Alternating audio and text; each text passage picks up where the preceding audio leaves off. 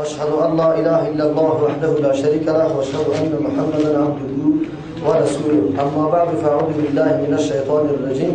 بسم الله الرحمن الرحيم. او كالذي مر على قرية وهي خاوية على عروشها قال ان يحيي هذه الله بعد موتها فاماته الله 100 عام ثم بعثه قال كم لبثت؟ قال لبثت يوما او بعض يوم قال بل لبثت 100 عام فانظر الى طعامك وشرابك لم يتسنه وانظر إلى حمارك ولنجعلك آية للناس وانظر إلى العظام كيف ننشزها ثم نكسوها لحما فلما تبين له قال أعلم أن الله على كل شيء قدير. دایات قبلیم الله تبارک و تعالی دلیل یا مثال برای توحید الله تبارک و تعالی ذکر کرد که توحید ربوبیت بود. رد کرده شد بالای او شخصی که دعوای ربوبیت می کرد در او زمان و از قدرت غلط خود استفاده غلط میکرد. الله تبارک و تعالی برش پادشاهی داده بود لیکن پادشاهی خود غلط استفاده میکرد.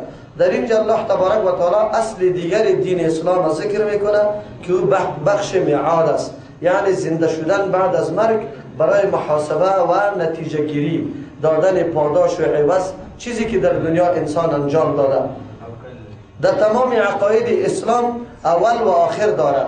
اولش اینمی توحید یا عقیده یکتاپرستی الله است. زمانی که کسی عقیده به توحید الله بکنه در حقیقت تمام اموری که در قرآن آمده او را تصدیق میکنه و قبول داره. یک مسئله که خیلی مهم مردم همیشه از او سرپیچی میکنه اینمی توحید است که این را قبول نداره. در دنیا همیشه در مقابل یکتاپرستی الله طاغوتا پیدا میشه. دوم مسئله که خیلی مردم از او سرپیچی میکنه مسئله میعاد است، یعنی در آخرت جزا دادن، پاداش دادن، باز زنده شدن. این به خاطری است که اکثر انسان ها تمام مسائل سر عقل خود قیاس میکنه، چون ما طبیعتا همینطور پیدا شدیم که باید همه چیز لمس بکنیم، ببینیم، بوی بکنیم، بشنویم. هرگاه یک مسئله خلاف حواس پنجگانه ما موجود باشه باز اینجا انسان راه انکار را پیش میگیره، برش بعید معلوم میشه. از همون خاطر است که کتابای یا وحی آسمانی الله تبارک و تعالی همیشه مردم به این مسئله دعوت میده که تنها در این جهان مادی شما نظرتان بند و محصور نباشه. قرآن یا وحی الله تبارک و تعالی شما را به علوم آشنا میسازه که به هیچ وجه شما درک از او را کرده نمیتونید. ان شاء الله پیش رو بر ما و شما آیات متشابهات و محکمات میاد. عاجزی انسان در مسئله علم ثابت میکنه که فوق کل ذی علم علیم است. از همون خاطر است حال انسان چرا انکار میکنه. همین موضوع را میجا میگم، شاید در دیگه آیات ها باز تشریح نکنم.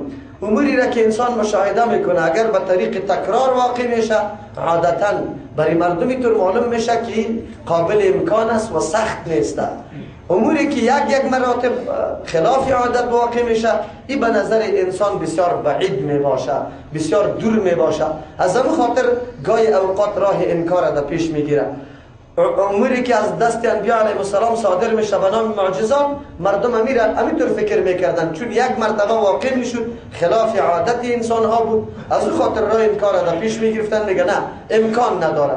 حالان که اموری که فعلا در دنیا ما مشاهده میکنیم یا در پیش الله تبارک و تعالی امور عادی است و هر امر غیر عادی که تکرار نمیشه هم در پیش الله تبارک و تعالی چی است؟ عادی است.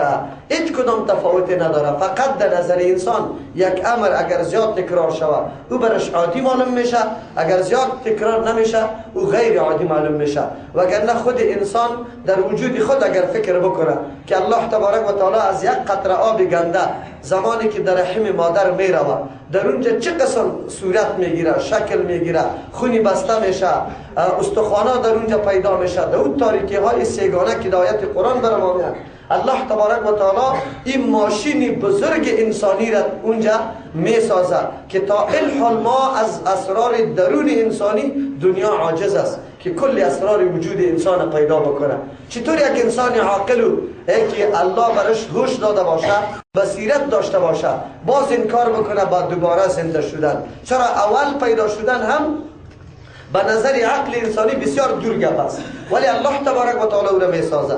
همین وجودی که برای تو داده، این قدر ماشینا را، این قدر پرزه ها را در وجودی تو گذاشته، این را کدام ذات گذاشت؟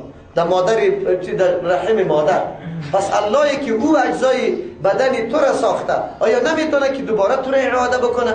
ولو که اجزای تی تو پاشان شده باشه، حیوانات خورده باشه، در شکمان موری رفته باشه، آتش سوختانده باشه، الله قادر مطلق است میتونه همین انسان دوباره به مو شکل زنده بکنه. قرآن کریم دینمی واقعه بر ما امی درس میده که انسان باید اموری که خلاف عقلش ثابت میشه از پیشش انکار نکنه. در مورد قدرت الله عقیده قدرت الله را داشته باشه، عقیده قدرت انسانی را نداشته باشه که مثل انسان واره ضرورت به اسباب، وقت، زمان، قابلیت، همون چیز استعداد داشته باشه، قابلیت ازی را داشته باشه که یک شی از پیش جور میشه، بعد از اون شی ترمیم یا جور میشه. اما در مورد الله تبارک و تعالی این امور منتفی است. لیس کمثلی شیء. الله تبارک و تعالی وقتی یک چیز پیدا میکنه به یک امر و فرمان خود اما چیز موجود میشه. از همین خاطر است که الله تبارک و تعالی برای اطمینان قلبی و اینکه ما بدانیم که همه امور در پیش الله مثل امور عادتی واری است، این نوع مجال انکار وجود نداره. از او خاطر یک واقعه را برای ما ذکر میکنم.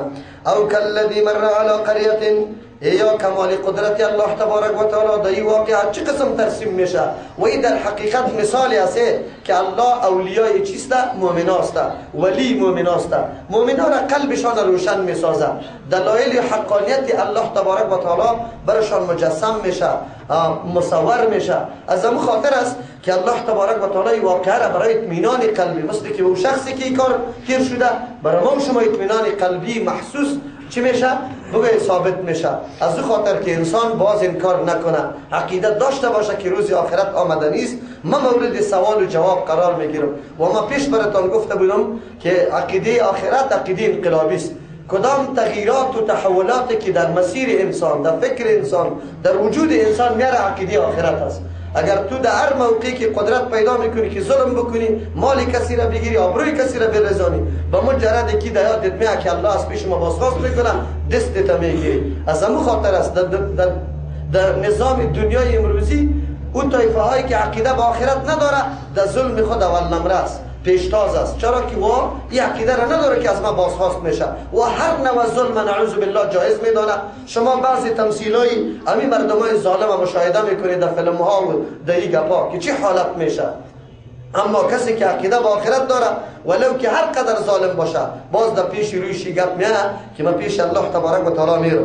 او کالذی، به مثل اون شخصی که مره تیر شد علی قریة، بالای قریه. قرآن در اینجا شخص هم نامش نگرفته، قریه هم نامش نگرفته. بهترین گپ امیسته که همینطور ما به هم بگذاریم.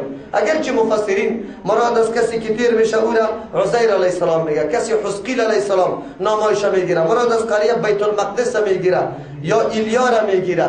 بختنصر بیت المقدس خراب کرده بود، مردمش بعضی مهاجر شده بود، بعضی کشته شده بود، خانه ها افتاده بود. خب قرآن به طریق تمثیل بر ما بیان میکنه که این شخص اینطور یک قریه تیر شده که آبادی ها از امرای چتای خود افتاده بود، استخوانات تو پاشان پراگنده یکی با دیگه چیست ذره ذره شده افتاده بود. یک دفعه در دلش گشت ولی آدم مؤمن است، پیغمبر است، چرا که الله کلام قطعش کرده از این پیغمبریش معلوم میشه.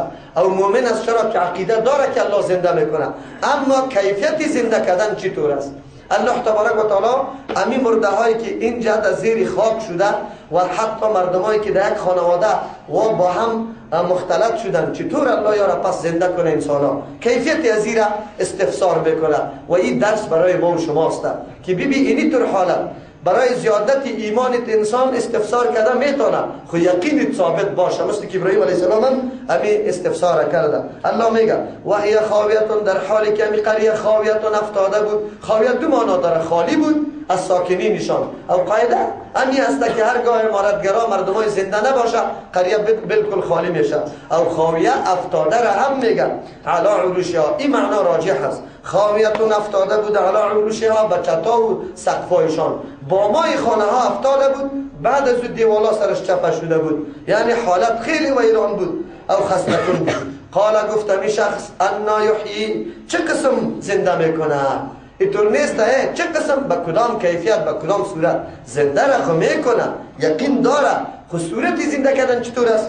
که انا یحیی، چه قسم، به کدام کیفیت یحیی زنده میکنه؟ هذه اینی قریه را، اهلی قریه را، الله تبارک و تعالی پس آباد میکنه این قریه را. یک تعداد از مفسرین معاصر تلاش میکنه که همچو آیات را یک نوع تاویل بکنه و پس زنده شدن و پس مردم آباد شدن این گپا را یک قسم دیگر تاویل بکنه که مراد است که خانه ها و چیستا زمین ها و یا ویران شده بود، مردم مهاجر شده بود، باز پس که مردم غلبه کرد، جهاد کردن، این منطقه خود آزاد کردن، پس تعمیر کردن. او معنای حیات مردم است که استقلال در دستشان آمد. معنای ممات مردم است که زیر فشار مردم قرار داره، زیر شکنجه قرار داره. لیکن این تاویلات با آیات قرآنی سازگار نیست. در مورد قدرت الله تبارک و تعالی انسان هیچ وقتی تو نگویه که الله نمیتونه، بالکل میتونه. چرا معجزات انبیاء علیهم السلام همیشه خلاف چی میباشه؟ عادت میباشه. بعد موتها پس از مرگ اینمی اهالی قریه که هیچ کس باقی نمانده. فاماته الله 100 عام، الله ایرا وفات کرد. یعنی این مرگ عارضی بود، اما مرگ اجلی یا تاریخی نبوده. پس میران دیر الله تبارک و تعالی 100 عام 100 سال. ثم بعثه، بعد از او را زنده کرد، پس در حالت اولی آورد. در هیچ کدام بعد نیست، ما خود میبینیم. الله متعال ما را محسوس نشان میده. مار و همچنان دیگه حشرات اگر ما میبینیم در زمستان وقتی که سردی میشه وجودش منجمد میشه، از حرکت میمونه، نه ضرورت به خوردن، نه به تنفس، نه به هیچ چیز نداره. زمانی که گرمی میشه پس حالت حرکت خود اختیار میکنه. ما مشاهده میکنیم میگه پاره. این کلش قدرت، نشانه قدرت کیست؟ الله تبارک و تعالی.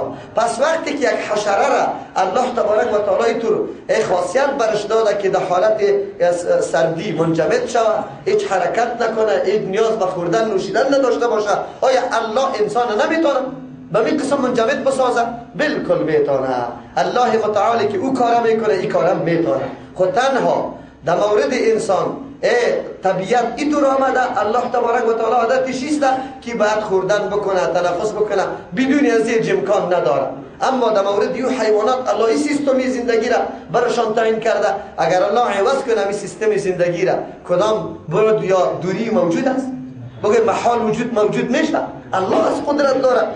قال کم لبث، زمانی که زنده کرد پس همی شخص الله از پیشش سوال میکنه، از همی خاطری پیغمبر است، چقدر درنگ تیر کردی؟ قال اون مردکم میگه لبثت یوما او بعد یوم، من درنگ تیر کردم یک روز یا بعض یک روزه.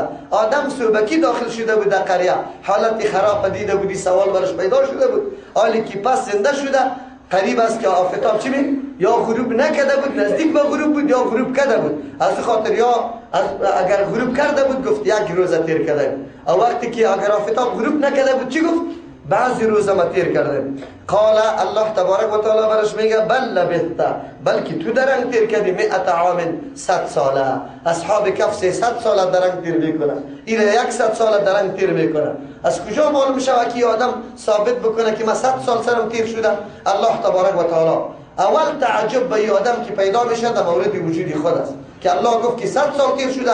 یک دفعه در ذهن خود آمد که در 100 سال گشنه، تشنه او بدنم خراب نشده، حشرات کرمها مرا نخورده، حیوانات نامده، این چطور امکان داره؟ از همون خاطر اول الله دلیلی باقی ماندن امیره گفته. گفت فانظر الی طعامک، نظر که به خوراکی و شرابک، به چیزی نوشیدنی، لم یتسنه، که یک ذره هم تغییر دهیش نآمده. امو خوراک یک چیزی است که زود دیگه سایل چی میشه؟ تغییر میخوره، بدبو میشه و هر چیزی رو میخوره. لیکن خوراک در حال خودش موجود بود. خب باز حالی یقینی آدم نمیاد که شده میتونه یک روز باشه. کی میگه که 100 سال است؟ حالی متوجه به چیست؟ مرکب. وانظر الی حمارک، نظر بکو به مرکبی، چیزی که تو سرش سوار میشودی. ولی نجعلک، چی کردم؟ احییناک، اینجا مقدر است عبارت، تو را زنده کردم. چرا؟ لنجعلک آیتا للناس، که بگردانم تو را عبرت برای مردم، مثال نشانه قدرتی الله تبارک و تعالی برای مخلوقات دیگر. چرا؟ که یقینشان پیدا شود که هر مرده پس زنده میشه، الله او را زنده میکنه. وانظر الی العظام، آلی بی خر دیگه مرکب بسیار عمر داره، او در حیوانات سخت طبیعت است. او را بی که مکمل پاشان شده، ریزه ریزه شده، استخوانایش بیخی حتی باقی نمانده. حالی آدم ایران میمانه که راستی حتما این طعام است که چیزی زود فاسد میشه همیالی موجود است. او مرکب که قدر سخت بدن است، سخت جان است، این بیخی ذره ذره شده. این حالی برش میگه که بی به این مرکبی. در اینجا بعضی مفسرین میگه که نه مرکب هم همونطور استاده بود، لیکن این قول راجح نیست، بلکه الله تبارک و تعالی دو امر متخالفه متضاد در این آدم نشان میده. یکی که هیچ تغییر نخورده باشه مثل بدن خودش، و یکی که بسیار سخت جان بود خود تغییر خورده بود که مرکبش بود. بعد از الله حال صورت و کیفیت زنده شدن برش نشان میده. چطور میگه؟ وانظر بی العظام بسوی استخوانا کیف ننشزها. استخوانا به هم جمع شد او یک دفعه گوشت سر استخوانا چیستا جمع شدن گرفت. بی بسوی استخوانا کیف ننشزها، چه قسم ما حرکت میدیم شه و یک جا میسازیم شه. انشاز میگه هم حرکت دادن هم یک جا کردن. استخوان هم یک جا شد و هم حرکت کرد که یکی با دیگه خود یک جا کرد. ثم نکسوها، بعد از چه قسم میپوشانیم شه؟ لحمن گوشته. این می قسم الله تبارک و تعالی نفخ روح در بدن و بدن به می قسم کرده. آدم علیه السلام از کجا پیدا شد؟ فقط دانشه یا کالبوتی که از گل جور کرده بود. الله چطور انسان از پیشش جور میکنه؟ چطور روح در او میدمه؟ عیسی علیه السلام معجزه شمی بود که چیست شکل پرنده ها را جور میکرد از گل. بعد از او به حکم الله برش میگفت پرواز بکن، پرواز میکرد. کلش نشانه های قدرت کیسته؟ الله. که انسان غافل نشود، انسانی طور فکر نکنه. این واقعیت گپ است، این واقعیت که انسان میبینه. بعضی انسان ها 4 روز که صحت خوب داشت یا مال و داراییش یک کمی زیادتر بود، شما باور به الله بکنی اگر الله در یادش بیاد، یا نماز در یادش بیاد، یا عبادت الله در یادش بیاد، خودم بخی اینطور فکر میکنه که مستم. ولی زمانی که ادنا مرض سرش میاد بعد از میدانه که ای های نفس ما ای اما در قدرت خودم نیست، ذات دیگری است که تغییرات احوال در وجود میاره. از خاطر الله این حالت ها را بر انسان بیان میکنه که انسان غافل نشوی. در دنیا که تو آمده ای مورد بازخواست قرار میگیری، مسئولیت داری، تو وظیفه داری در دنیا. چه رقم وظیفه را پیش میبری؟ مطابق فرمان الله، مطابق تعلیمات پیغمبر، یعنی که از خود نقشه کشی میکنی و خود بیان میکنی، خود وضع قانون میکنی. چی کار میکنی؟ این را برای الله بر ما بیان میکنه. فلما تبین له، هرگاه که خب واضح شد له برای شخص، چه مانا؟ وقتی که برش متوجه شد که او مرکب چه قسم پس مرکب جور شد، قال گفت اعلم ان الله، خب یقین دارم که ان الله، یقینا الله تبارک و تعالی علی کل شیء قدیر، بالای تمام چیزا قدرت داره. انسان هم که ریزه ریزه شود، حیوانات بخوره شود، گوشتش کتی گوشت حیوانات مختلط شود، بازم الله او را زنده میکنه. از او خاطر دنبال این واقعه دیگر را میگه. اینجا خو یک حیوان بود، اجزای یک حیوان بود، الله او را زنده کرد. آلی واقعه که حیوانات متعدد شود، اجزایشان مکمل یکی دیگه چی شود؟ مختلط شود، هیچ باقی نمانه. آلی اونجا بی قدرت الله تبارک و تعالی را. از همون خاطر است که مقام ابراهیم، مرتبه ابراهیم خلیل الله از این شخص کده بالا بوده. چرا؟ مثالی که برای ابراهیم خلیل الله گفته میشه و مثال در عقل انسانی بسیار چی است؟ بعید معلوم میشه. خب ولی ابراهیم خلیل الله طلب میکنه. در یقین خب مثل ابراهیم خلیل الله کی باشه؟ در ایمان خب مثل ابراهیم خلیل الله کی باشه که در آتش بندازه ضرورت به جبرئیل نداره؟ اینطور عقیده به الله داره، ولی چرا مثال طلب میکنه؟ اشاره برای ما و شماست. مؤمنا باید در طلب دلیل باشه. ایمان دو قسم است، یکی ایمانی است یکی فطری در تو آمده، یکی ایمان استدلالی است. اسلام دو قسم است، یکی اسلام تذکیری و میراثی است، یکی اسلام چیست بگوی؟ فکری است، مفکوری است، ذهنی است که تو یک دفعه موازنه کو قوانین اسلام با نظام های دنیای دیگر و بعد از اسلام رو بپذیری. این اسلام بسیار لذت داره، این بسیار شیرین است، این به یک جوه جیلا نمیشه. اما اسلام های میراثی و تذکیری آرام هیچ چیزیش نمیفهمی. مسلمان هستی بله، چرا نماز میخوانی نمیفهم فلسفیش؟ چرا ایمان به الله داری؟ ولی تو که اقرار به لا اله الا الله میکنی چی پیامبری تو داره؟ زیاد مسلمان ها را سوال کنی که امی ایمان یا اسلام برای تو چی بخشیده، چی امتیاز برات داده؟ نمیدانه. اگر مردم سر ما اعتراض بکنه که اسلام چی برات داده، صبح از خواب میخیزانت، 5 وقت را مکلف به وضو کردن و نماز خواندن میکنه، در عین گرمی تو را روزه را حکم میکنه، مال اولی دستت پیدا کردی به مردم بده، تو را این امر میکنه.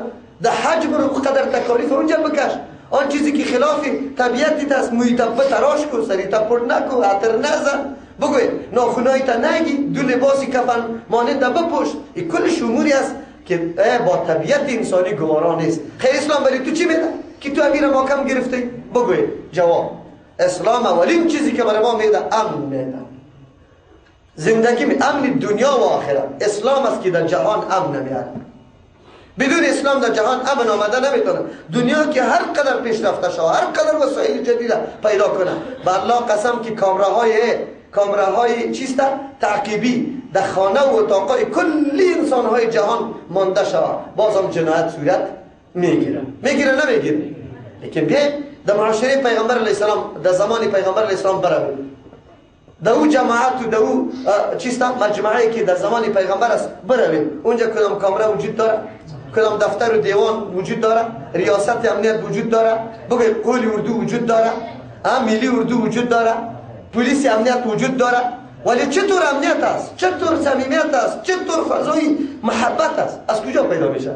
این اسلام میاد. جهان الهی غلط میگه که ما کمیسیونا جور میکنیم که امن در جهان بیا. غلط میگه. هر وقتی کمیسیونا را اعلان میکرد بگو غلط میگه، دروغ میگه. امن توسط کی میاد؟ اسلام میاد. چرا؟ اسباب امن اسلام فراهم کرده. اسباب امن اسلام فراهم کرده یا نه؟ چطور فراهم کرده؟ نماز از اسباب امن است. تو با این قدر دوری و با این قدر پراگندگی باید در یک اینمی مسجد داشت پیشین یک جای شوی، کلیتان در یک صف استاد شوی. تفاوت باید در بینتان نباشه. امیر و فقیر باید شناخته نشود. کلگی عاجزی به الله تبارک و تعالی بکنید. اسباب امن است یا نه؟ هر کدامتان تلاش میکنی، اما یک کمی غروری که برات پیدا شده بود در نماز که استاد شدی که الله اکبر گفتی، خود به خودم اون غرور از بین رفت یا نه رفت؟ اسباب امن. روزه اسباب امن است، زکات اسباب امن است، حج اسباب امن است. پشت سر آمده رو ان شاء الله در کدامش گپ بزنیم که اسلام چقدر اسباب امن مهیا ساخته که در جهان امن بیاد. ما باید اینه آل اسلامی مفکوره و ذهنی اینطور است، جواب داره در مقابل دشمن، برش استدلال میکنه که بله بیا عملا نشان بده. در روزای حج برو همین قدر مخلوق جهان 6 میلیون نفر در یک منطقه کوچک یک جا بشه، ادناترین تجاوز از یک دیگه دو دشنامه میبینی؟ نمیبینی. امسال 7 میلیون 7 میلیون نفوس گشنه ماندن اونجا. یکی دیگر سرش تعرض شد. چی نظم و نظامی است؟ اسلام دینی نظم است، اسلام دینی چیست بگوی امن است، اسلام دینی محبت است، اسلام دینی یکتاپرستی است، اسلام دینی مساوات است. در عرفات کلگی عاجزی به الله دست بالا گرفتن. اگر ابیری کل ممالک است، اگر هر کس است، اسلام دینی مساوات است. شما دعای غلط نکنید، مردم فریب نده. خب با تاسف که امروز معلمین اسلام، دعواگرای اسلام بسیار ضعیف است. هیچ از اسلام بهره‌مندی نداره، فقط میراثی مسلمان است. خیر خلاص دیگه گپا رو نمیفهمن. ادنا اعتراض که از این طرف وارد میشه بکمن سمن برش چیست گنگ است، برش جواب داده نمیتونه.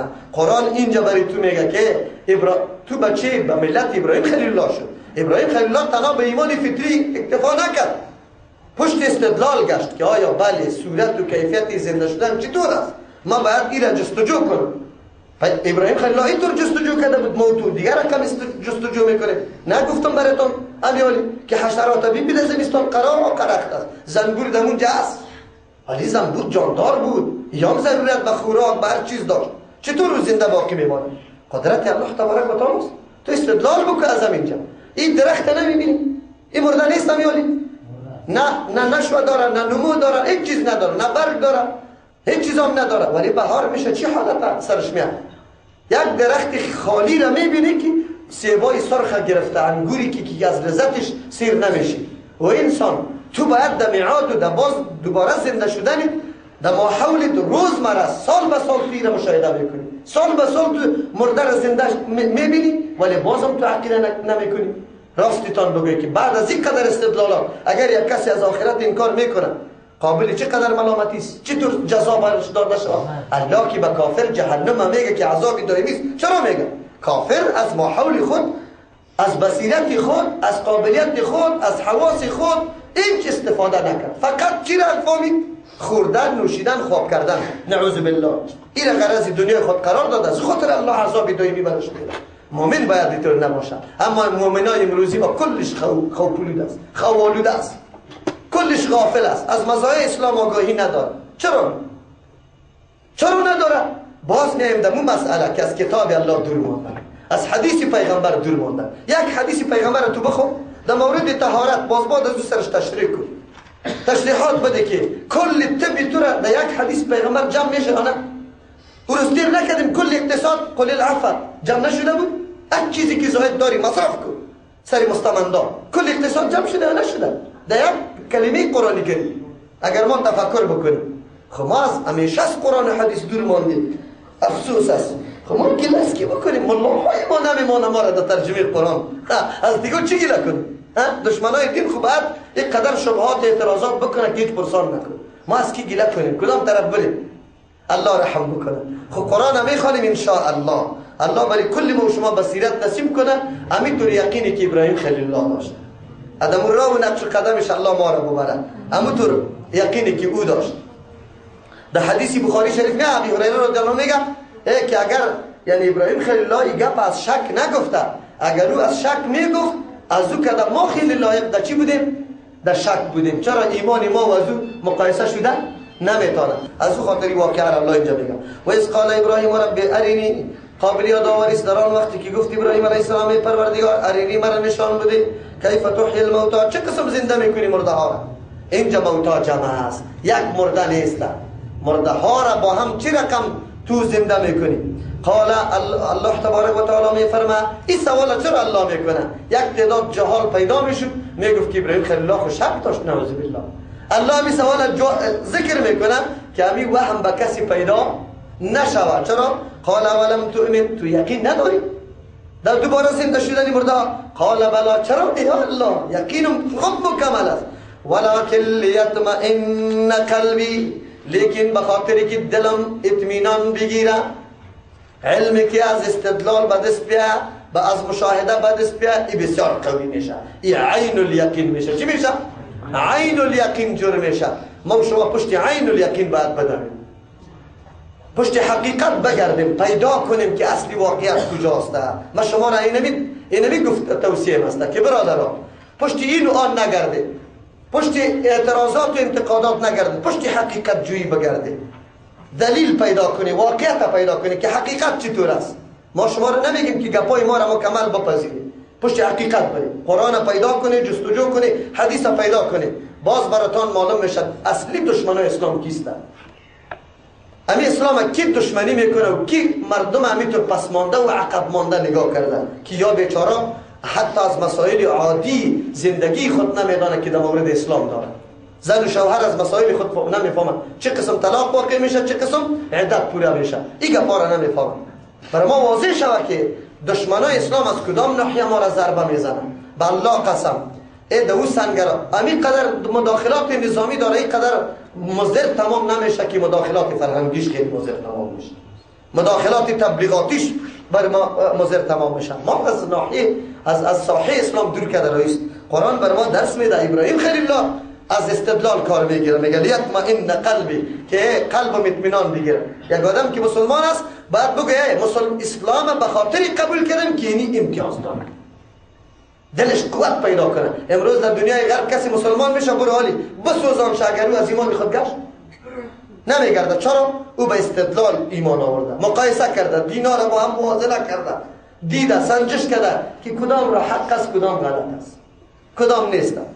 من اون روز براتون گفتم زن فرانسوی پشت حقیقت میگه تا اینکه پیدا کرد که حقیقت چیست، حقیقت کجاست. خودش یهودی بود، خب میفهمید که این حقیقت نیست. چرا؟ واهیات است، مزخرفات است، خود ساخته گپاست، گپای مفکوری انسانی است. انسانی که در سبای خود علم نداره که خوب است یا خراب است، بعد نظامی پذیرفته شود که الله وضع کرده که علم تا آخره علم داره. یک پرزه اسلام مخالفت با بگه پیشرفت جدید اسلام نداره، داره تایید اسلام میکنه. اسلام اینطور دین است. خب ما تو بشناسیم شد. قال فخذ اربعه من الطير، الله برش میگه فرمان میده بگیر اربعه 4 من الطير از مرغان. چهار چرا بگو؟ انسان دارای 4 عنصر است: خاک، باد، آتش، بگوی چیست؟ آب. اگرچه عنصر غالبش خاک است، 4 عنصر الله یک جای میکنه. مثل که اینجا 4 پرنده جدا جدا خاصیت و نوع داره، او الله یک جای میکنه. فسرحن ایره قطع قطع کو بعد از او چیست؟ با هم آور، یعنی یک جا کشد. الیک بسوی خود، ثم جعل، بعد از او بگردان، علی کل جبل، بالای هر کو، منهن، از اینمی مرغا، از امی پرنده ها، جزءا، یک جزء. خب کلوله و کفته از پیشش جور کو، از هر 4 پرنده باز یک جزئی از یاره در مسر کوها بگذار. ثم دعوهن، بعد از او آواز بدی، یأتینک سعیا، که میاد پیش تو با بدو. مفسرین میگه که اینجا با پرواز هم نامد. چرا اگر با پرواز بیامد باز اشتباه واقع میشد که همون گنجشکا نباشه، شاید پرنده دیگه از هوا پیدا شده. نه، امی پرنده باید با بدو سری پای بیا که هیچ اشتباهی تو واقع نشه، اشتباه واقع نشه. میای یا نه؟ در پشت سر آیات‌های متشابه میرسیم. بعضی مبتدعین از این آیات ها معنای غلط میگیره. اونجا سایقین همون کسی است که آیات متشابه را برای مفاد و مقصد خود ترجمه و تفسیر میکنه. میگه وی دعای غیر الله را مکی تکلیف برام میرسه، یا سخی صاحب یا چیستا فاطمه زهرا یا حسین رضی الله عنهما صدا میکنم، یا پیرانی پیر صاحب. اینا ابراهیم خلیل الله که موحد بزرگ جهان است، قرآن برش حنیف گفته، طلب نکرده، آواز داده به کی؟ پرنده ها. این جوڑی خور امی قنم میفهمه که دعا دو مطلب داره. یکی دعا معنایش است مدد بکو برام، کمک بکو برام. یکی دعا به معنای آواز دادن است. این قدر فرق نمیکنه. سعی کنی مردم در چی میندازه؟ بگی در تلبیس میندازه، مردم در پرده میندازه. اینطور عنوان میکنه کسی که ابراهیم خلیل الله مدد طلب کرده یا آواز داده. آواز دادن خب تو جایز است. یک نفر اونجا استاد است، تو برش آواز میده و فلانی. مدد طلب کردن از غیر الله چی است؟ بگه ایره از این لفظ آن استدلال غلط میکنه، حالان که آیات های قرآن کریم دیگه است که کسی امداد یا طلب کمک از غیر الله میکنه و چی؟ بگه مشرک است. چطور اونجا آیت محکم وجود داره توی آیت حمل میکنی به اینطور معنا؟ این غلط گپ است. واعلم ان الله عزیز حکیم، بدانی ابراهیم خلیل الله که یقینا الله تبارک و تعالی عزیز زبردست ذات است. این بیان کمال قدرت الله است، زبردست ذات است، هر چیزی را که اراده بکنه میتونه. خمیره در کلگی نشان بده که کلگی ایمان داره. باز تو خلاف حکمت میشه. امتحان خدا وقتی میشه که تو را در اختیار قرار بده امور غیبی باشه. اگر امور مشاهده شود کلگی به سر چشم ببینه خود دنیا یک کافر باقی، باز در دوزخ کی بده؟ باز دوزخ برای الله برای چی جور کرده؟ نه، تو را امتحان میکنه. بله، قابلیت، استعداد، حواس، فطرت، اسباب، وسایل، نشانه های قدرت، راه های خوب و خراب مکمل برات بیان کرده و کل انسان علی سویه است یا نیست؟ علی سویه است. خب ما ببینیم که کی کدام راه را پیش میکنه، کی کدام مسیر طی میکنه. در اینجا 4 پرنده را گفته، مفسرین 4 پرنده را ذکر کرده. یکی طاووس است، یکی کبوتر است، او یکی هم چیست؟ زاغ است، او یکی هم خروس است. این 4 پرنده را میگه چرا انتخاب کرده؟ این 4 پرنده را که 4 صفتهای مذموم غلط داره. کدام است؟ طاووس بسیار در زیبایی خود تکبر داره، مینازه. او انسان هم در طبیعتش است که هرگاه برش یک کمی زیبایی نصیب شد او دیگه 1000 دفعه در آینه میبینه که من یعنی طور هستم. کی تو را جور کرده؟ الله تبارک و تعالی. از زیبایی فایده غلط نگی دیگه، استفاده نادرست نکن. تو باید نشانه دلیل بگیری بالای قدرت الله که او قدرت او ذاتی است. باید عبادت از او همون کم بکنم که مرا بگه حسن داده.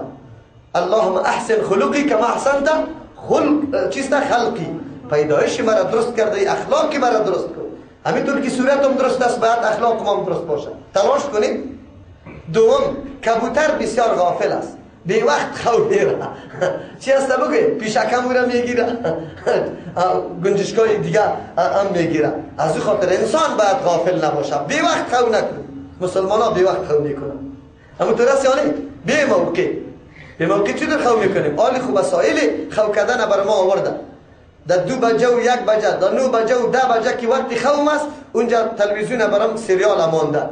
در 1 بجه و در 4 بجه و 5 بجه که وقت سحر است، سوال و جواب است، عبادت است او روح انسان تازه و نشاط پیدا میکنه، چست و چالاک میشی، این را برای خواب براتان خاص کرده. از امو خاطر در امتحانات چیسته؟ چطور شدی بیادر جوانم؟ مشروط مانده من. در چند مضمون؟ در 3 مضمون. خود 2 مضمون دیگه استاد قطع وقوع کرد، دیگه را عذر کردم، دیگه انډیوال بیادرم بود، فلانی استاد یک میمونی وعده کرده، به این طوری تو کامیاب میشی. خبر داری نه؟ تو یک دفعه قطع خود لازم بگی. این توصیه است برای شما جوانان محصلین. الحمدلله شما این را قطع خود لازم بدانید. 9 بجه خواب کنه، 4 بجه صبح بخیزی، تهجدی تام بخون، بعد از او کتابی تا پس کن، کلی درسای دیروزی تا ذهنت میاد، درسی سبایی تا پس خود مطالعه کن، خودت کوشش کن حل کو کتابا، با فکر خود حل کن. باز بعد از او من برات ضمانت میکنم که امتحان بیا بگو هر رقم سوالی که میاری استاد بیا، والله قسم اگر از پیش تو ترس ما رو خدا بدل کرد. من که میگم که سرمایه ما را مکمل دنیای دیگه برده، یذبحون ابناءهم، این کفار موشوی فرعونیا را در پیش گرفته ذبح میکنه. خب بیکار کار وجود نداره، ما را ذبح کرده، در بدر هستیم. چرا شاگردا چرا کامیاب نمیشن؟ چرا علم نداره؟ معلم مقرر میشه در صنفای ابتدایی دست نداره میتون. چرا 12 سال تو زحمت کشیده، 14 سال 16 سال زحمت کشیده، 16 سال یک کسی درس بخونه ها؟ باز بعد از تو از او سوال بکن، عجیب نیست؟ علتش ایسته که چیسته خواب برده هستیم، بی موقع خواب میریم و موقع را نمیشناسیم که در این موقع بعد ما تحصیل بکنیم، چی را بخوانیم. 3 خروس است. خروس غلبه شهوت سر از او زیاد است، نعوذ بالله. انسان باید غلبه شهوت نداشته باشه. چرا؟ غلبه شهوت تو را بیرا میسازه، منحرف میسازه، از کار و زندگی تو را میکشانه. اگر یک بچه کدام دختر در پشتش بگیره، باز ببین که بچه کار میکنه یا نه. تمام روز موبایل نمرهش بزنه، گپ بزنه، سری تنگیره بگیره، نعوذ بالله، در این گپا مبتلا میشه. از او خاطر این صفت برای انسان به این سیستم نباشه. مثل خروس واری. 4 زاغ است. زاغ مردارخور است. در یک روایت چی آمده؟ چی کجیر، امی که زیاد مرداریا را میخوره. اردویش مردارخور است، نعوذ بالله، یا زیاد خور است. انسان باید زیاد نخوره و مردار نخوره. پشت طعام نفیس بگرد، حلال بگرد، پاکیزه بگرد. چرا؟ به خاطری که بسیار رول مهم داره، هم در وجود جسمت، هم در چیسته شادابی روحت خیلی همینطور زنده باقی میمونه. کسی که حرام میخوره روحش میمونه خود به خود. باز این شادابی برای دین برای از او موجود نمیشه، همیشه تمایل طرف گناه ها و این گپا داره. از او خاطر 4 چیسته فرنده را خاص کرده بود. به 4 خاصیت دوام موجود است، او خاصیت های درست نیست. از او خاصیت های انسان باید خودداری بکنه. مثل الذين ينفقون في سبيل الله ينفقون اموالهم في سبيل الله، مثال کسانی که انفاق میکنه. بله، عقیده آخرت که پخته شد، مال و دارایی، هر چیزی که تو داری باید در راه درست مصرف کنی. وقت یک سرمایه انسان است، بهترین سرمایه که یک طرف باز با میلیون ها پول به دست آورده. دینارو زمان شما که هر قدر پول بودیم به دست نه از این استفاده بکو، خرج کو در راه درست. مثل الذين ينفقون اموالهم في سبيل الله، وقت مالی ماست، علم مالی ماست، مال مالی ماست، قدرت نفوذ اجتماعی مالی ماست. این را در راه الله مصرف کن. قرآن برات همینطور میگه. چرا آخرت که آمده نیست؟ زنده شدن بعد از مرگ حق است. الله از پیشت مطالبه میکنه، تو در کجا مصرف کرده ای؟ الله مثالش بیان میکنه. چه اللهی است، چه مهربان ذاتی است. انسان به یک پهلو نه، به صدها پهلو میفهمه. همین انسان است که غافل است. اما کبوتری چیست؟ خوابالودی بی وقت است که هیچ نمیفهمه. همین مثال شما یک دفعه از ذهنتان بگیره برادرای، این مثال دقیق شوید. باز بعد از میگی که امی 1 روپیه که در جیبم بیا که در اینطور جای مصرف نکنم، هیچ امکان نداره قطعا. او من تلاش میکنم، مزدورکاری میکنم، تلاش میکنم که پول به دست میارم که در اینطور جای مصرف کنم. قرآن برات میگم، 2 درس برات میدم. یک درس اقتصادی، نگوی که قرآن کریم کتاب اقتصاد نیست، کتاب اقتصاد برای تو یاد میدم. دنیای امروزیت نو بیدار شده. قرآن 1400 سال پیش برات گفته بود. بیا اول این موضوع اقتصادی تا براتون میگم. مثل الذين، مثال کسانی که ينفقون اموالهم، که خرج میکنن مالای خود فی سبیل الله، در راه الله، کمثل حبة، به مثل یک دانه است، انبتت که میرویانه 7 سنابل، 7 خوشره، فی کل سنبلت در هر خوشه 100 حبت 100 دانه باشه. 7 خوشش چند شد؟ 700 دانه. والله یضاعف، به 700 اکتفا نکو، والله یضاعف، الله دوچند میسازه، یعنی لمن یشاء، برای کسی که الله بخواه به مراتب بوده دوچند میسازه. والله واسع علیم، چرا؟ الله واسع است، رحمتش، دادش، چیست؟ رزقش خیلی واسع است. علیم، میدانه اخلاص، نیت، صداقت، در جای خوب مصرف کردن کلش میدانه. قرآن میگه 1 دانه 700 دانه میده. قرآن بیان کرد، این را به طریق تمثیل گفته.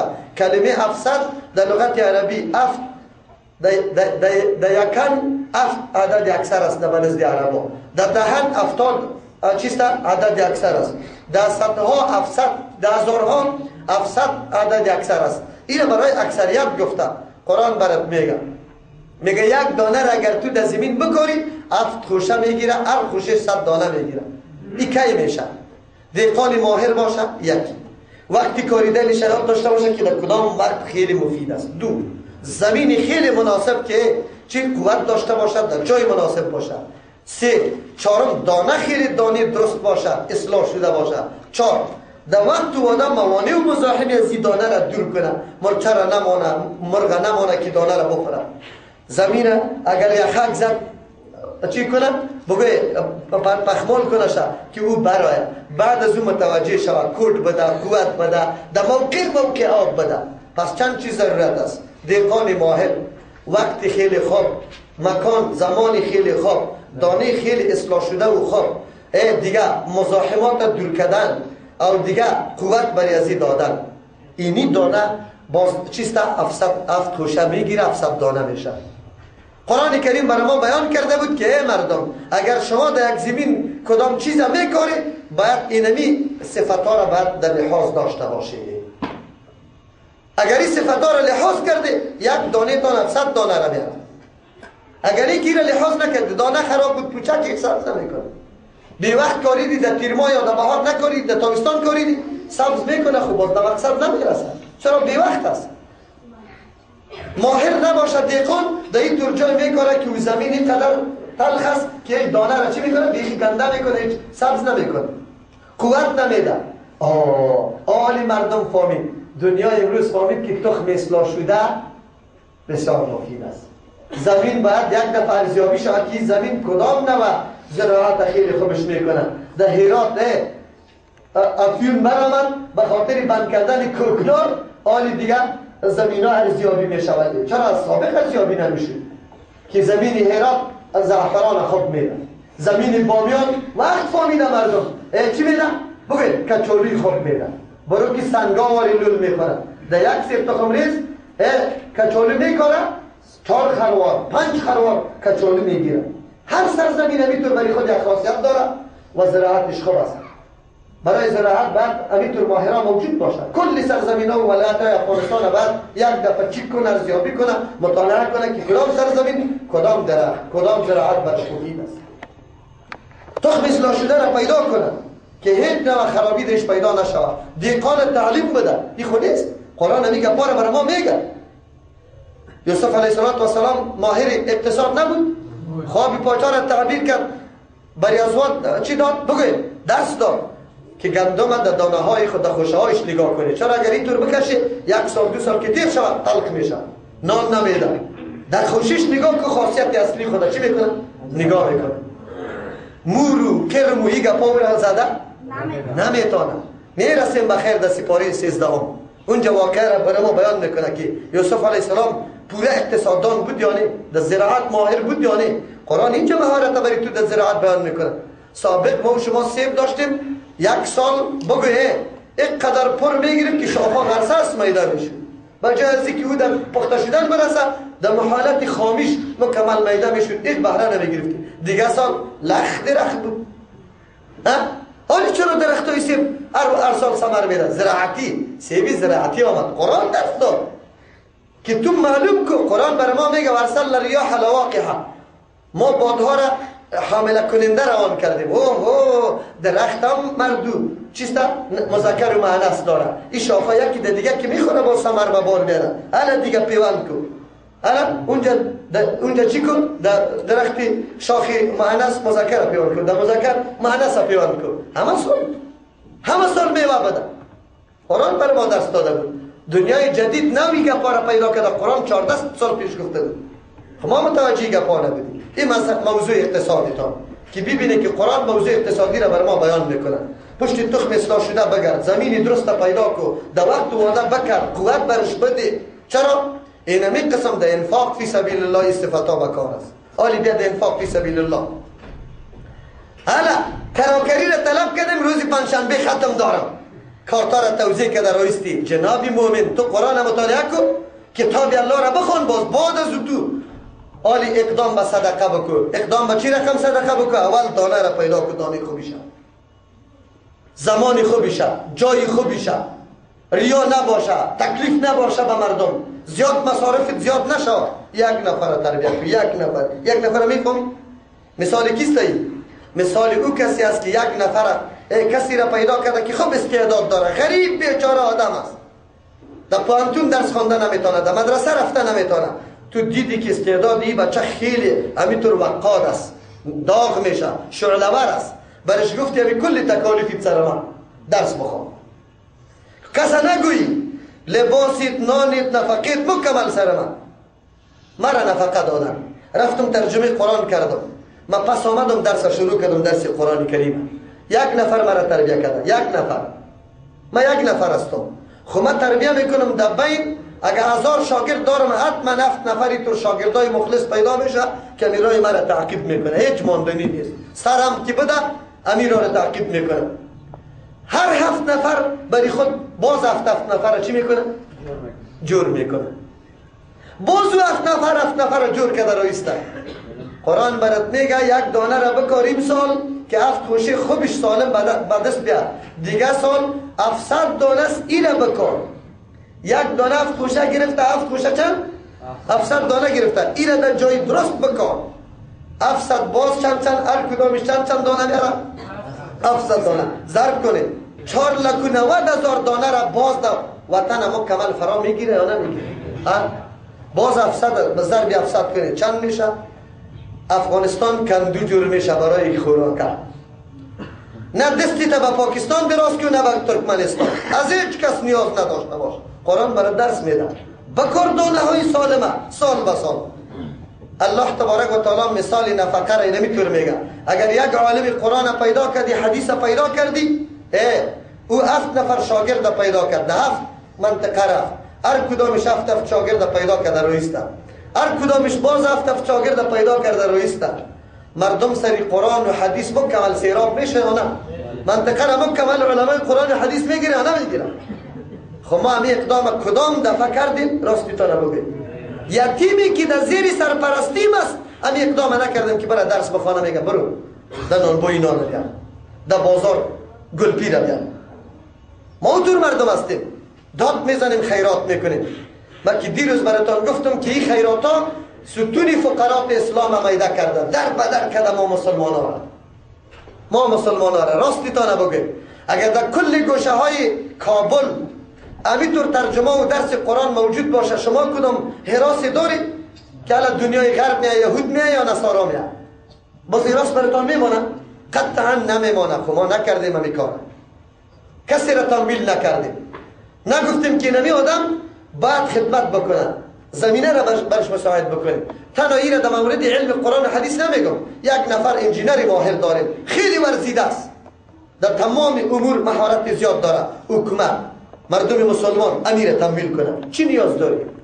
من خو غریب آدم هستم، فکرم بسیار فکری عمیق است، ولی من آن چیزی را که جور میکنم پیسیش قطعا نیست. تو پیسی تا بدی برش نه، او مطالعه بکنه، او ریسرچ بکنه، یک چیز جور بکنه، تو خودش کمک بکن، هم خودش کمک بکن. چی؟ خود به خود اقتصادی مملکت شکوفا میشه. ما خو امروز کسی که نابغه میشه یا فکری قوی داره، توسط دشمنای اسلام یا پیچکاری زار میشه، یا میل برش مانده میشه، یا اغوا میشه، یا اختطاف میشه، یا یک رقم دیگه میشه. انتظام برای همچو افراد گرفته شده؟ نه، بلکه در مقامی که او آدم خدمت میتونه، کسی که رشته دار است، اقربا پروری است، این مردکه را در وظیفه خیلی خشره میده. نفری که این چیزم نمیفهمه امور در رأس کرسی میشانه، باز میگه افغانستان شکوفا شود. به الله قسم اگر شکوفا بشه تو تالی را مسئولیت به اهلش ندادی، موتر را دریور ندادی، موتر را دستی چی دادی؟ نجار، او نجاری را دستی دریور دادی. او برات کلکین بسازه، او برات موتر را چی بکنه؟ بدوانه. میتونه دوانده؟ قرآن بی درس ها را برای ما میده، خو ما نمیکنیم. پس میم در موضوع نفقه. شما باور به الله بکنید که من دلم سر افغانستانی ها میسوزم. یه افغانستان بیچاره که سالا مزدوری مملک بیگانه را کرده. کلی ما نمیالی بچهای ما یا در ایران است، یا در لندن است، یا در امریکاست، انواع ذلت متحمل میشه. خب که پس میایه یک کاری امیر رقم کاری که قرآن برای ما بیان میکنه که یک دانه کاری نباشه، از اون دانه ها پیدا شود، امی کار نکرده. کرده؟ کدام فابریکه را جور کرده اینجا؟ بگوی کدام کاری که اما عامل منفعه باشه کرده؟ نکرده.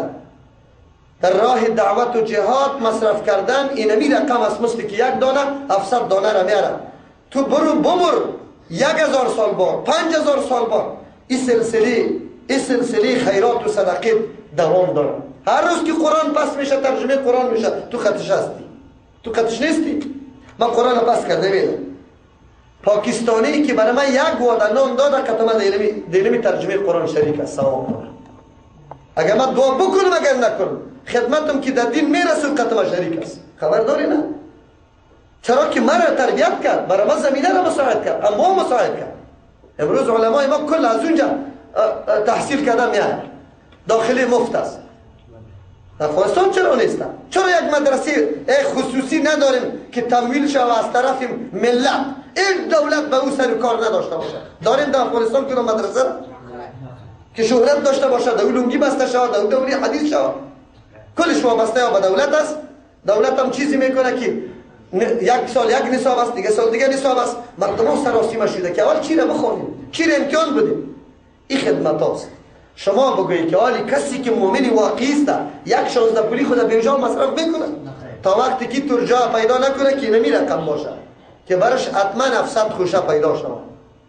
ما خیرات منع نمی کنیم، ما بدعات منع نمی کنیم، ما کمر شکنی ها را منع نمی کنیم، ما رسوم جاهلیت را منع نمی کنیم. خیرات این نیست که قرآن بیان میکنه. تو یک مدرسه را تمویل کن. در یک مسجد ما بودیم ترجمه داشتیم در چهارراه حاجی یعقوب. شما باور بر الله بکنید 40 نفر طالب ما اونجا داشتیم، مسافران بودن. عید قربان تیر شد، فقط یک دکتر صاحب اونجا امام است، امو به اون طالبان چی گوشت داده بود.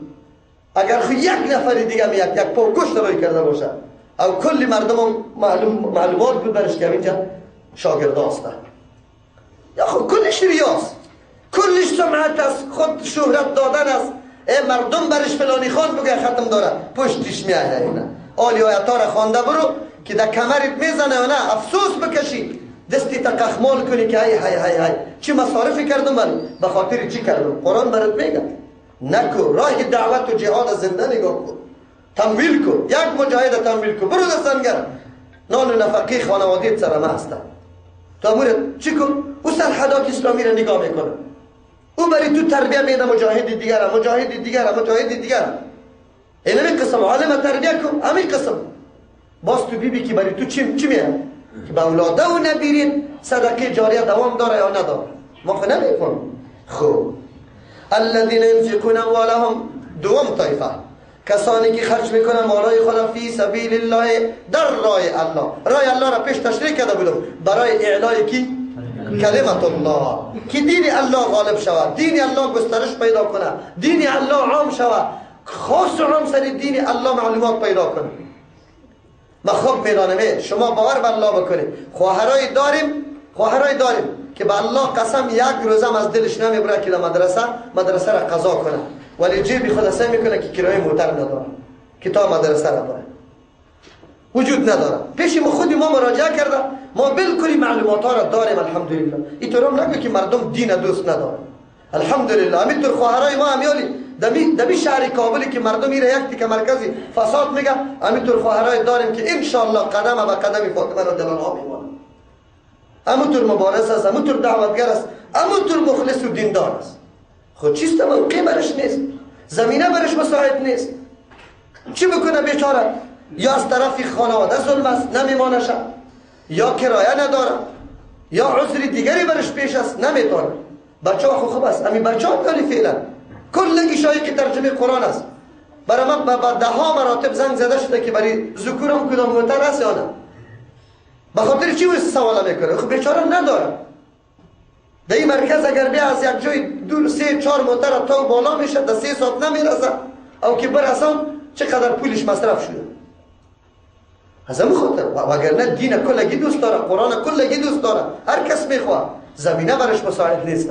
ایماندارای ما که رقاصا را میاره در هتل‌ها چرا مصرف نمیکنه دم چجا؟ کابل پر از سالونای عروسی است. یک محل بگویم که اینمی یتیمخانه است فلانی حاجی جور کرده برای یتیما شهدا، اینی مدرسه است فلانی حاجی جور کرده. مردم در اینجا قرآن حدیث یاد میگیره. پیدا کنه برای ما. سرمایه‌دارای ما هم پاکستان رو چوش کردن، هم ایران، در کل مملکت هم یالی سرمایه‌دارای افغانستان زیاد است. کلی کار در دست گرفته. خب کجا مصرف میکنه پول خدا؟ الله رحم بکنه. خب الذين ينفقون اموالهم، کسانی که خرج میکنن مالای خدا فی سبیل الله، در راه الله، برای اعلاء کلمت الله، ثم لا یتبعون، بعد از پشت سرش نمیکنه ما از آن چیزی که انفقوا خرج کردن. چی را نمیکنن از پشت سرش؟ منن احسان گذاری را، منت گذاری را که من امرای تو اینی خوبی کردم، ولا ازن، نه اذیت دادن که حالا زکات برات دادم قطعا بیگار کشی کن. زکات برات دادم فلانی خود بیکار نیستی، امروز ما فلانی کار داره و بیچاره‌ک به خاطر که زکات برش داده بیگارش کشیده رو ایسته. اینطور خود نمیگه که فلانی خود ما خود تو خود غریب آدم هستی، با جای از اینکه یک روز قطعا کمک کنی من قطعی تو کمک کنم، در جای 100 روپیه 200 بدم، در جای 200 400 برات بدم. نمیکنه این کار.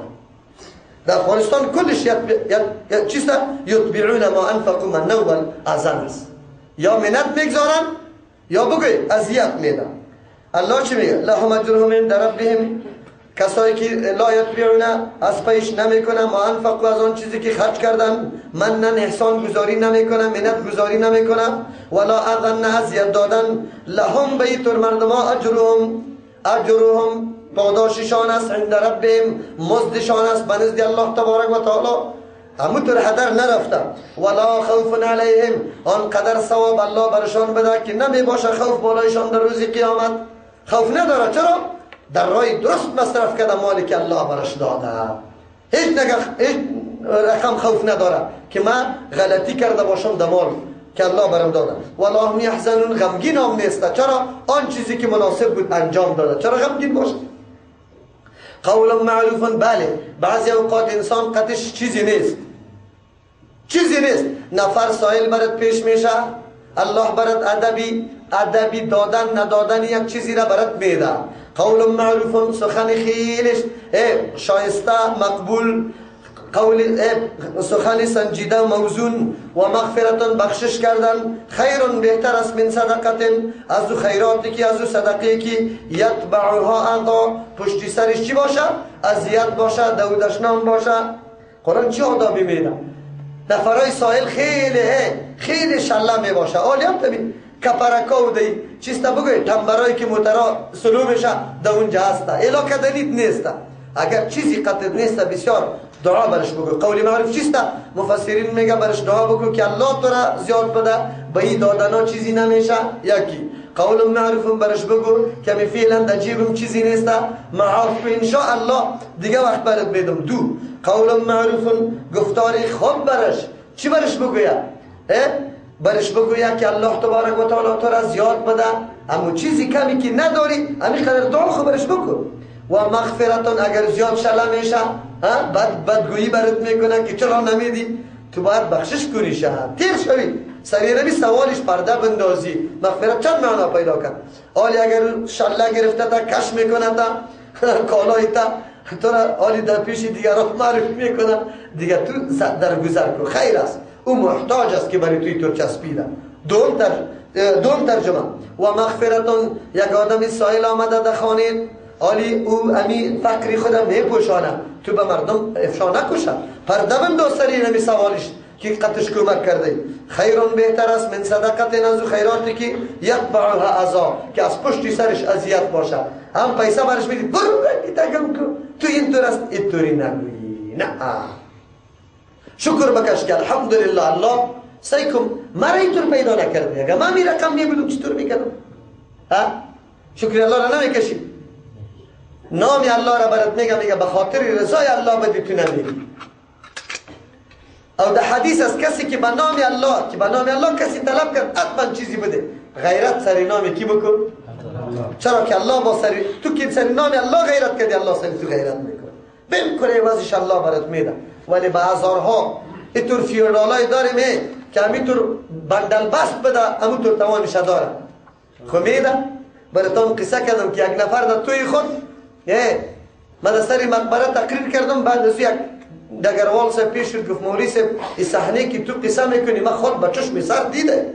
چطور دیده؟ بیادرم گفت در سری امی کارت مصرفی ها و بیر جای مصرف ها و اینی را گفتم که ما ادای مسئولیت نمیکنیم. گفت یک نفر ما را در توی خبر کرده بود، رفتم که همون جناب در پیش دروازه هتل استاد است. من کتش استاد شدم. اول سوال کردم که جناب چند نفر دعوت است؟ گفت که 1800 نفر. گفتم چند خوراکی چند میگیر از پیش؟ گفت 500. یعنی در یک توی 9 لک روپه تنها در چی؟ در خوراک بود. گفتم اونجا استاد بودم که یک زنی چادری کنده برش آمد، نام الله را گرفت، گفت به الله قسم اگر در روپه داده باش. نام الله را گفت تو همونطور بیان میکنی. ما با چشم سر خود دیدم که کار شده که به نام الله در روپه نمیده. باز که بیشی نمیگه مردمایی پیدا شده که خیرات ها را من نمیکنه. جنابی مولا صاحب قرآن کتاب الله را مطالعه کن. اوم الله مردم فتوا بده که کارا را نکنه، دیگار را پخته نکنه، ختمه نکنه، مراکز دین تقویت بده. اگر مولاست، اگر قرآن میدانی، اگر کی نمیدانی بنده شکم خود هستی، برش میگی کی خیرات من نکرده. یعنی من خود سری اول قرار داد. یا ایها الذین آمنو، آلی الله تفصیل باطل کردن صدقات ما را بیان میکنه. این آیت باز خوب یک دفعه تحقیق کنید، ترازو جور کنید. همین کارهایی که مردم میکنه به نام خیرات سری همین ترازو پرته که چقدر وزن داره. یا ایها الذین آمنو، کسایی که مؤمن هستی تقاضای ایمان است لا تبطلوا صدقاتکم، خیراتایتان باطل نکنی، از بین نبری. توسط چی؟ بالمن، به احسان گذاری که گاهی دم خودش یاد میکنی قطع دین تو کاره اینی تو نیکی کردم، گاهی به دیگران میگی باز چی میگن؟ الله قبول کنه قطع از اینی تو نیکی کردم. نکن، خب الله یا بر رضای الله کرده، دیگر چرا خبر میکنی؟ والعزا، دیگه باطل نکنی صدقاتتان توسط اذیت دادن، بیکار کشی از پیشش نگی، بدگویی برش نکن. کلذی، به مثل باطل کردن او کسی که ینفق ماله، که خرج میکنه مال خود رعا الناس، برای خودنمایی، برای مردم، خود نشان به مردم میده. 3 طایفه را قرآن کریم حکم میشه یک رقم ذکر میکنه. کسی که صدقه کرده بعد از او منت میمانه، کسی که صدقه کرده بعد از او اذیت برش میرسانه، کسی که صدقه کرده خود نمایی کرده به مردم. ارسش یک رقم است. قرآن چی میگه؟ سخت حکم است. ولا یؤمن بالله، این عقیده به الله نداره.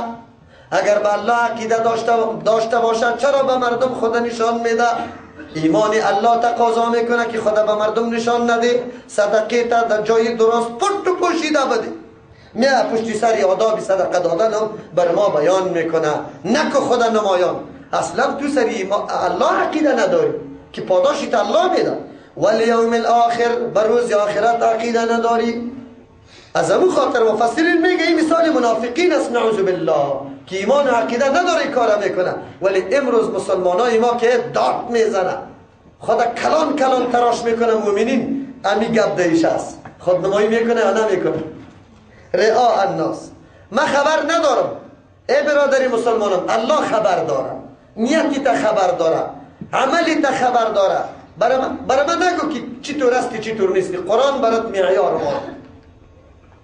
اگر لحاظ مردم دیگر کردی، هر قدر خیرات و مصرفایی که کرده هیچ به نزد الله اینی قدر اعتبار نداره. خب گوشیت بگی، این مفت آیت نیست، ایرا خب در گوشت بگی. من خو خبر ندارم، تو میدانی اونیتت، تو میدانی ایمانت، تو میدانی اخلاصت، الله خو خبر داشت. حالی عرصه موضوع را کسی که پشت صدقه خود منتگذاری میکنه یا آزار اذیت میده یا به ریایی صدقه کرده.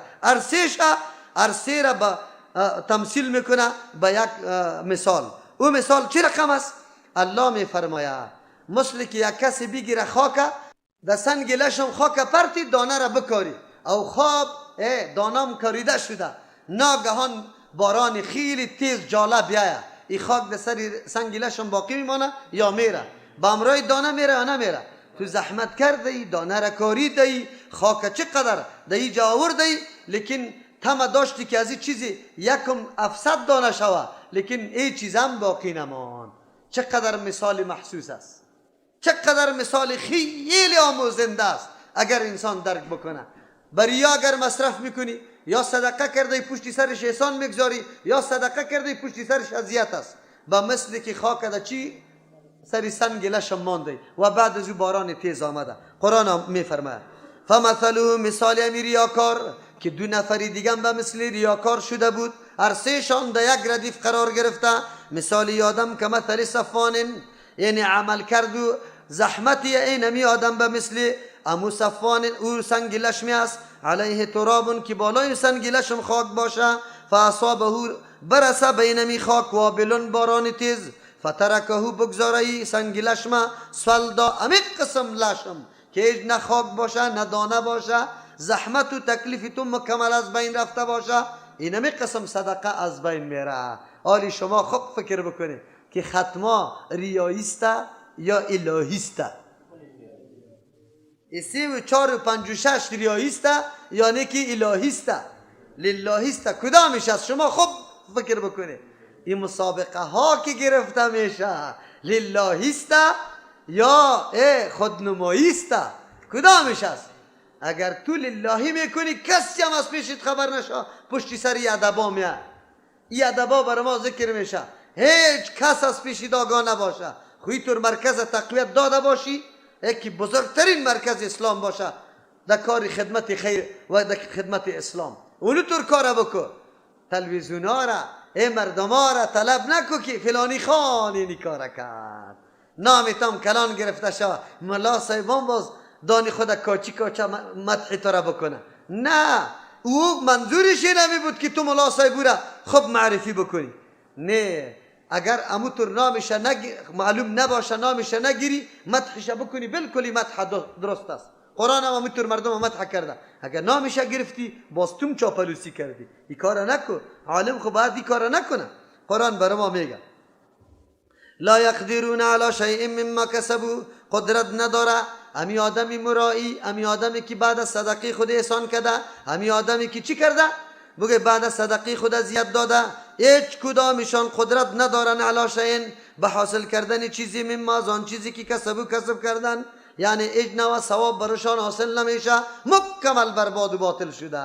چقدر مثال به مثال واضح کرد الله که ریا نکنه، اذیت در پشت صدقه نباشه. والله لا یهدی القوم الکافرین، راههای ثواب راههای آخرت الله راهنمایی نمیکنه به او کسانی که کافر هستند از نظام الله. این نصیبی هر کس نمیشه، این نصیبی هر کس نمیشه. الله تبارک و تعالی به بعضی توفیق میده که باید همین شرایط در نظر بگیره و انفاق و صدقه بکنه، هر کس نمیتونه. و مثل الذین ينفقون، آلی در مقابلش مثال کسانی را بیان میکنه که یقینا منظورش رضای الله، ایمانش تقاضا کرده، ایمانی را وادار ساخته که مال تا باید کجا مصرف کنی، ایمانش پخته شده در اینجا، آلی ایمانی را وادار ساخته کجا مصرف کنم، تلاش میکنه. الحمدلله کسایی را ما میشناسیم که قطعا از دست دیگه پول روان کرده، خو نگفته که فلانیسته و اون گفته که نگوی که فلانیسته. چرا؟ منظورش چیسته؟ منظورش این نیسته که خدا بری تو معلوم کنه که دیگر از بگه قطعی تو بسیار کمک کرده. نه، منظوری از او الله خوش کردن است. او الله خو هر جای میبینه، یعنی که پت میشه از پیشش، هر جای میبینه. مثل الذین، مثالی و کسانی که ینفقون اموالهم، خرج میکنه مالای خدا، ابتغاء مرضات الله، برای طلب کردن رضامندی الله تبارک و تعالی که توسط عمل برش رضامندی الله حاصل میشه. رضامندی الله را میشناسی؟ چی است رضامندی الله؟ جنتی ها مکمل نعمت ها را دیده می باشد. باز الله تبارک و تعالی میای از پیشان سوال میکنه چیزی دیگری را شما کار داری، نعمت دیگر یا نه؟ جنتی ها میگه یا الله کدام نعمت بود که به ما نرسید، دیگه چی کار داشته باشیم؟ الله دیداری خدا نصیب جنتی ها میکنه و یک دم اعلان میکنه که من از شما راضی استم. کل نعمت های سابق چی یک طرف و این نعمت دیگر طرف است. الله رضامندی الله را نصیب ما کنه. و تثبیتا من انفسهم و بخاطر تثبیتا ثبات و یقینی که داره من انفسهم از نفسای خشان، یعنی ایمانشان محکم شده و ایمان یاره وادار ساخته که مصرف بکنه. الله مثالی طور مردم را که مصرف میکنه تمثیل میکنه. چه رقم؟ که مثل جنت به مثل یک باغی است به ربوتن که در بلندی تپه قرار داره، اصابها وابلون که میرسه همیشه باران تیز، فآتت کلها میدهد ثمره و امو میوه خدا ضعفین دوچند، همیشه دوچند میوه میده حاصل خدا. فیلم یوسفها اگر برش نرسه، چرا؟ در موقع قرار داره که آب و هوای خیلی درست داره متوازن داره. فیلم یوسفها وابلون اوی قبی تکلیف هم است که کس جوی آب نمیاره. در موسم از بالا باران میشه، از بالا که باران میشه که کدام بوته آبی باران جذب میکنه او دیگه حیثیت داره. آب که اعلام میکنی بگوی دیگه حیثیت داره. از او خاطر این باغی است که از طرف بالا باران همیشه ای را آب میده. فیلم یوسفها وابلون اگر باران تیز نباشه، فطل شبنم هم برش کفایت میکنه. این باغی است که محض شبنم پیدا کنه حاصلاتش کم نمیشه. علی والله بما تعملون بصیر، الله به هر کرداری که شما انجام میده بصیرون مکمل بیناست. علی ببینه کسی که به خاطر رضامند طلب رضامندی الله و انگیزه ایمانی خود مصرف میکنه، الله میگه مثال اونمو باغ است. باغی که در تبس از آفتا زردی زدن و سرخی زدن چیست؟ مسئول است. او همیشه باران هم میشه، اگر نباشه شبنم هم برش کفایت میکنه. ای در هیچ موقع حاصلاتش کم نشده. کسی که در راه الله مصرف میکنه به خاطر رضامندی الله کمی ممی وجود نداره، بلکه الله به عمل کرد و کردار شما خوب بیناست که چی نیت داره، چقدر نیت داره، چقدر اراده پخته داشته. ایود احدکم ان تکون له جنت، الله اکبر. هیچ انسان نمیخواه که زحمت و خواریش در صورتی که خیلی نیاز برش داشته باشه قطع خاک یکسان شود. یک مثال دیگر الله در اینجا برای ما بیان میکنه که نکنه ای مردم ثوابتان از دست نده، نتیجه عملتان از دست نده. همیشه تلاش کنه که عملتان نتیجه دار باشه. خود چی چیز همی عمل از بین میبره؟ از جمله چیزایی که صدقه را ثوابش از بین میبرد عجز بود، منت گذاری بود، ریایی بود. سه چیز بود که چیزا مکمل سبب باطل شدن ثواب صدقه میشد. اما دیگه اعمال خودم ما باید مراقبت بکنیم که اعمال دیگه ما از بین نروه، او در این طور موقع از بین نروه که تو خیلی زیاد نیاز برش داری. الله علی مثال برای ما بیان میکنه، مثال شرک. مثال شرک چطور است؟ یک آدم روزم گرفته، زکاتم داده، حجم کرده، تلاوتا کرده، تهجدا خوانده، روزه ها گرفته، با مردم نیکی کرده، مدرسه ها جور کرده، مسجد ها جور کرده، یتیما را تربیت کرده، بیوه ها را اول پرسی کرده، مریضا را عیادت کرده. مکمل کدام کاری خیر نیست که در زندگی خود او آدم انجام نداده باشه. لیکن دین مقدس اسلام برای قبولیت عمل شرط و شرایط داره. در صدقه شرط و شرایط داشت، هر عمل دیگه دین اینمی طور شرط و شرایط داره برای قبولیتش. اول شرطش است که عمل خالص برای کی باشه؟ الله جل جلاله. دوم شرطش است خالص برای الله وقتی میشه که به امر الله چی نداشته باشی؟ شرک نکنی، کسی دیگر را شریک نکنی. دوم شرطش است که موافق طریقه و نقشه کی باشه؟ محمد رسول الله. آلی الله تبارک و تعالی میگه صلی الله علیه و سلم، الله تبارک و تعالی میگه کسی که کل اعمال خوب خواری و زحمت کرده، آدمی ریش سفید است، خب اولادای زیادم داره، خودشان مریض و ناتوان، کل قوت و کل خواری خود در یک باغی خود انجام داده. باغم میوه های متنوع داره، رقم میوه، خصوصا انگور و چی؟ خرمایش. این قدر زیاد است که پرسان نکن.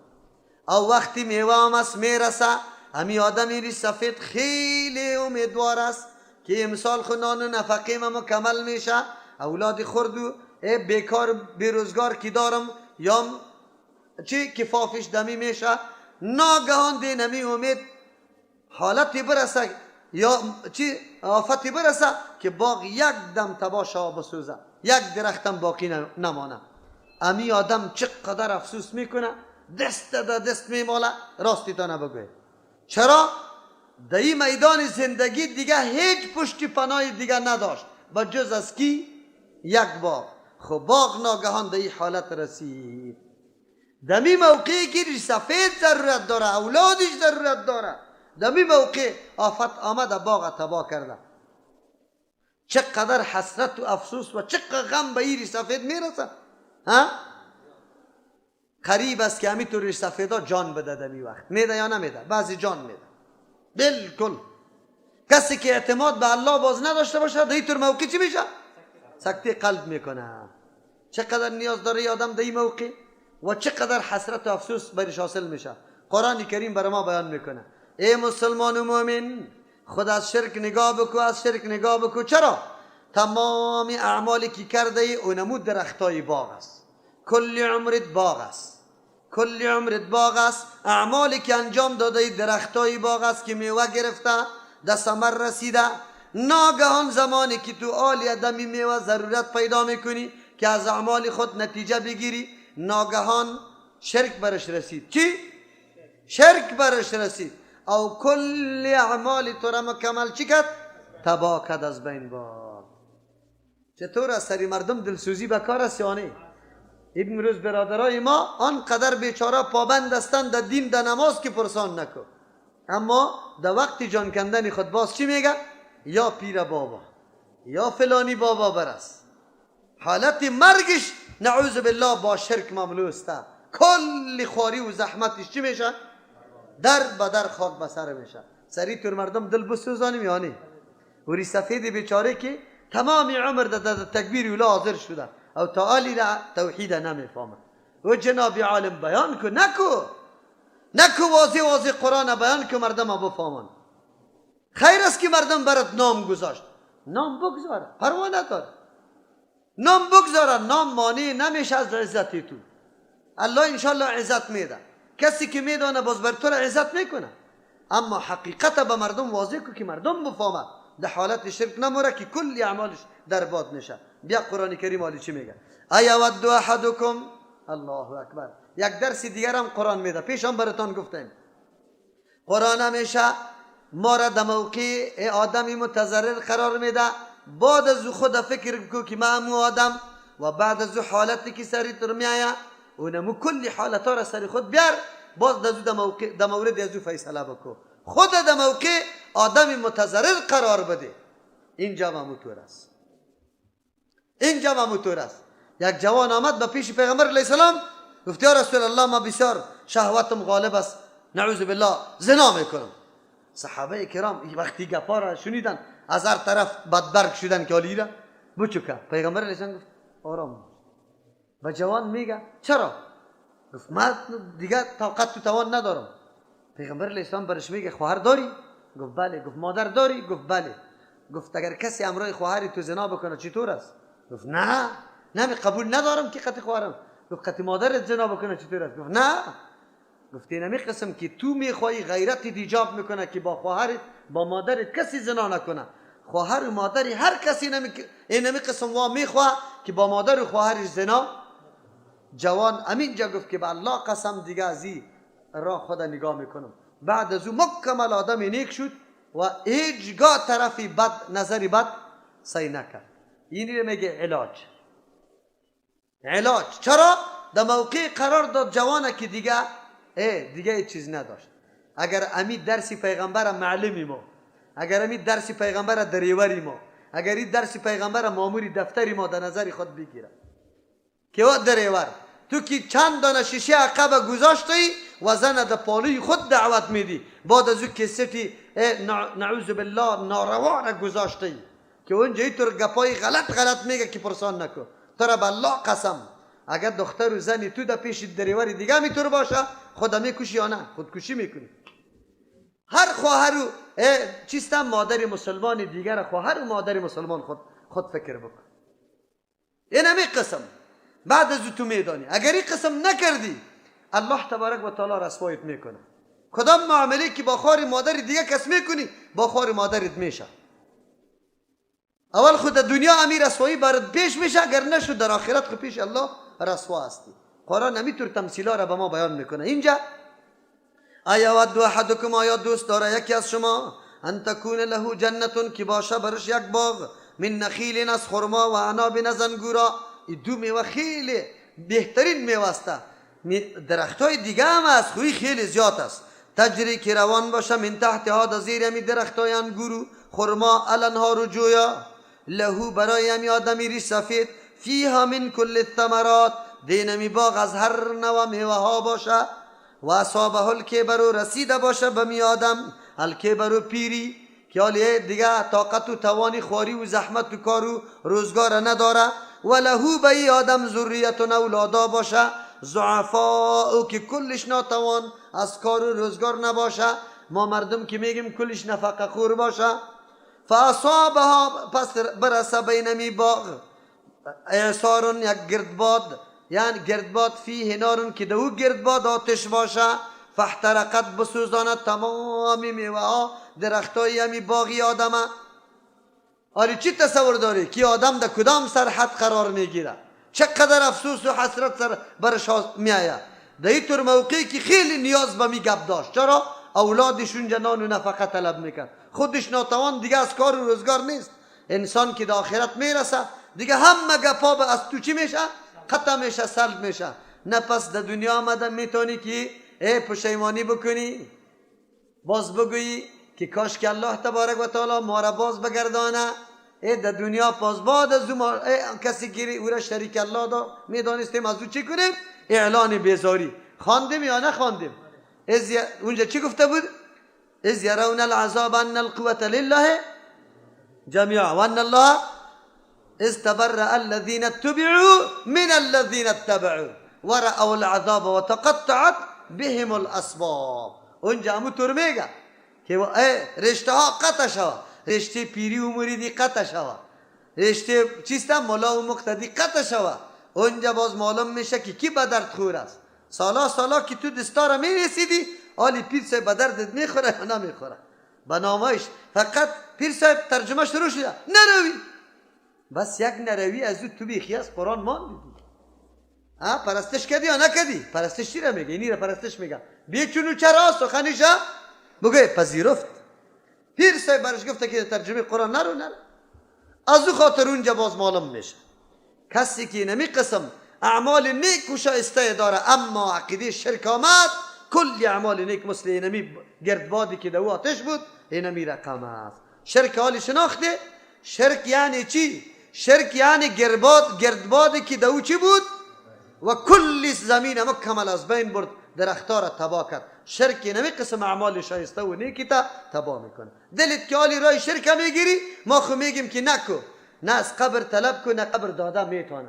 یک الله طلب بکو، یک الله را پرستش بکو. دعوت ما این نمیسته. کذالک یبین الله. نمی قسم که مثالا را برای وضاحت شما، برای فهم شما، برای درک درست شما بیان کرد الله لکم برای مصلحت شما. الآیات یبین واضح بیان میکنه الله، یبین الله واضح بیان میکنه الله لکم برای شما الآیات احکام دیگی خودم مثالای دیگرم لعلکم تتفکرون بخاطری که شما خوب فکر بکنه. یک کار که انجام میده یک دفعه در موردش فکر کرده باشه که شرک نباشه، ایده ریا نبیایه، اینجا پشت سرش منت گذاری و اذیت رسانی نباشه. هر کار سنجیده و با تفکر انسان باید بکنه. همونطور نگویه ولا رواج قوم است. نه، تو خود فکر داری، تو خود فکر سیسته که پدرت وفات کرده مردم چی چیزی میکنه، اما الله تو را قوی تفکر داده. خب ما برای پدری خود چی بکنم؟ پدر من خو گناهگار اگر باشه ما توانم دارم، چرا یک سال بگذارم باز یک سال بعد یک خیرات بکنم؟ یک سال پدرم بسوزد آتش جهنم؟ نه، امروز توان دارم، امروز مصرف میکنم که پدرم آرام راحت زندگی کنه در جهنم نباشه. چقدر نادانی است یا نه؟ میشینه تا چنده؟ تا 40 تا جمعی را تا چی را؟ سال پوره گیره. او برادر اگه خیرات است خو، اگه شکم سیری و میمانی مردم نیست خو اینمیالی که مرده پدر تو هم است دمی عین جنازه رفتن نفره که بیچاره غریب هم آمده به نام الله طلب میکنه پوٹی که در جیبش بده خلاص. پیسه که الوا جور میکنی در قبرها میاری امو پیسه را نه زنا را به تکلیف کو نه خدا به تکلیف کو امیالی در جیبی امو فقیر بده خیر و خلاص. اگه من نکدم تا دمون جمعی فامی هیچ تکلیف نکش کراکری و اسباب و سامان هم نبیا مردم هم دعوت نده. پس که آمدی امسایگه کی تا سوال کو که پدرشان خو 3 سال میشه شهید شده و یا یتیم باقی مانده همیا چیزی نداره.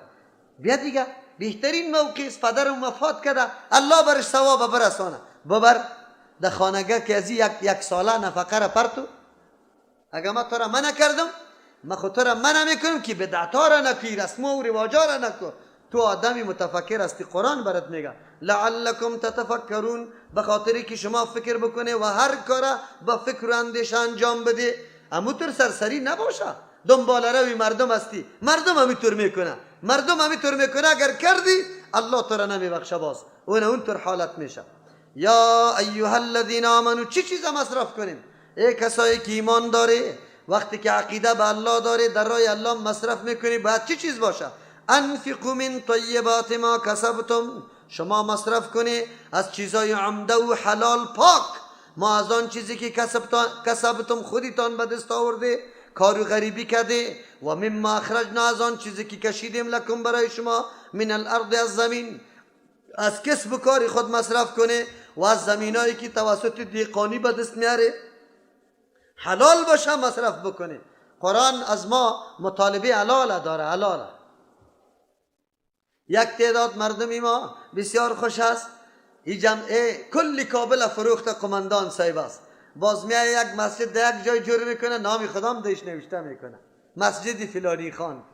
قماندان صاحبی را با کدام پول آباد کردی؟ اگر از زمین پولی حرام نیتی ثواب داشته باشی کافر میشی نعوذ بالله. اگر نداشته باشی پولی حرام است برای تو هیچ ثواب نیسته. بله با او کسا ثواب است که پول از زمین از وا به دست آمده ثواب برای از وا میرسه به تو نمیرسه. خواری و زحمت تو کردی خو ثواب وا میبره برای تو نمیرسه. چرا که قرآن برات میگه انفقو خرج کنیم من طیبات از حلال و پاکیزه ما آن چیزی را کسبتم که به دست خدا آورده چیزی حلال مصرف کو حرام نه و مما اخرجنا از آن چیزی که ما کشیدیم لکم برای شما من الارض از زمین ولا تیمموا الخبیث شما قصد نکنه به چیزی حرام بیکاره منه از امو چیزی خبیث تنفقونه که شما خرج میکنه و لستم بیاخذی خودتان نمیگیره او را اگر به خودتان داده شوه نمیپذیره الا ان تغمزو حق خودتان هم که باشه که مردم دیگه او را برات میده در جای حقت او را نمیپذیری. چرا؟ به خاطری که بیکار است ردی است خبیث است. الا ان تغمضوا فیه مگر که چشم پوشی کنه در گرفتن از او. یک آدم از حقی تیج نمیده یک وقت برات چیزی را میده که بیخی بگوی از کار نیست خود تو میگی گم که از امون ندادن کدم چی است؟ امیر از پیش بگی بیا از او نمیده تا اینجا چشم پوشی کردی یا نه؟ مسامحه کردی گرفتی وگرنه امور خودت قبول نداشتی. در راه الله که چیزی را مصرف بکنی باید پاکیزه و حلال باشد. وعلموا بدانی ان الله ایتو رام فکر نکنه که ایره به خاطری الله نیاز داره از او خاطر ما مصرف میکنم. نه الله غنی است از مالای شما بی پرواز حاجت نداره. حمیدون ستایش الله کرده شده یعنی در تمام افعال خود الله تبارک و تعالی مورد ستایش قرار گرفته. پس چیزی را که برای بندگان خود شریعت مقرر کرده قابل ستایش است اگرچه در ظاهر تو نمیدانی. چرا کلش به منفعت خود انسان است. الشیطان یعدکم الفقر دیگه ترغیب بر ما میده زمانی که تو مصرف میکنی شیطان میآید وسوسه های گوناگون برات میپرته گاهی میآید که نکو این بری از او آدم چرا میدی قرا خو کده پسکایی چرا محنت نمیکنه. نه تو شکر بکش که الحمدلله ما دستی بالا داره مو دستی پایین داره، ما برش میدم. اینطور نگو که چرا خو کده، نه فقیر است برش بدی. یک شیطان برات میایم مصرف نکو، چرا خودت فقیر میشی، خودت باز چی را میخوری. نه، این وسوسه های شیطانی مانع نشوه بری تو. او شیطان چند وسیله را در کار مینداز. یکی خوی وعده‌های غلط است، یکی تو را مبتلا میکنه به کارهای غلط. الشیطان یعدکم الفقر، شیطان وعده میده بری شما فقیری را، میترسانه شما را از فقیری. یعد دو معنا داره، وعده میده بری شما از فقیری که شما فقیر میشه، او این وعدش غلط است. یا یعدکم میترسانه شما را از الفقر، از فقیری، در صورتی که شما مال مصرف کنی.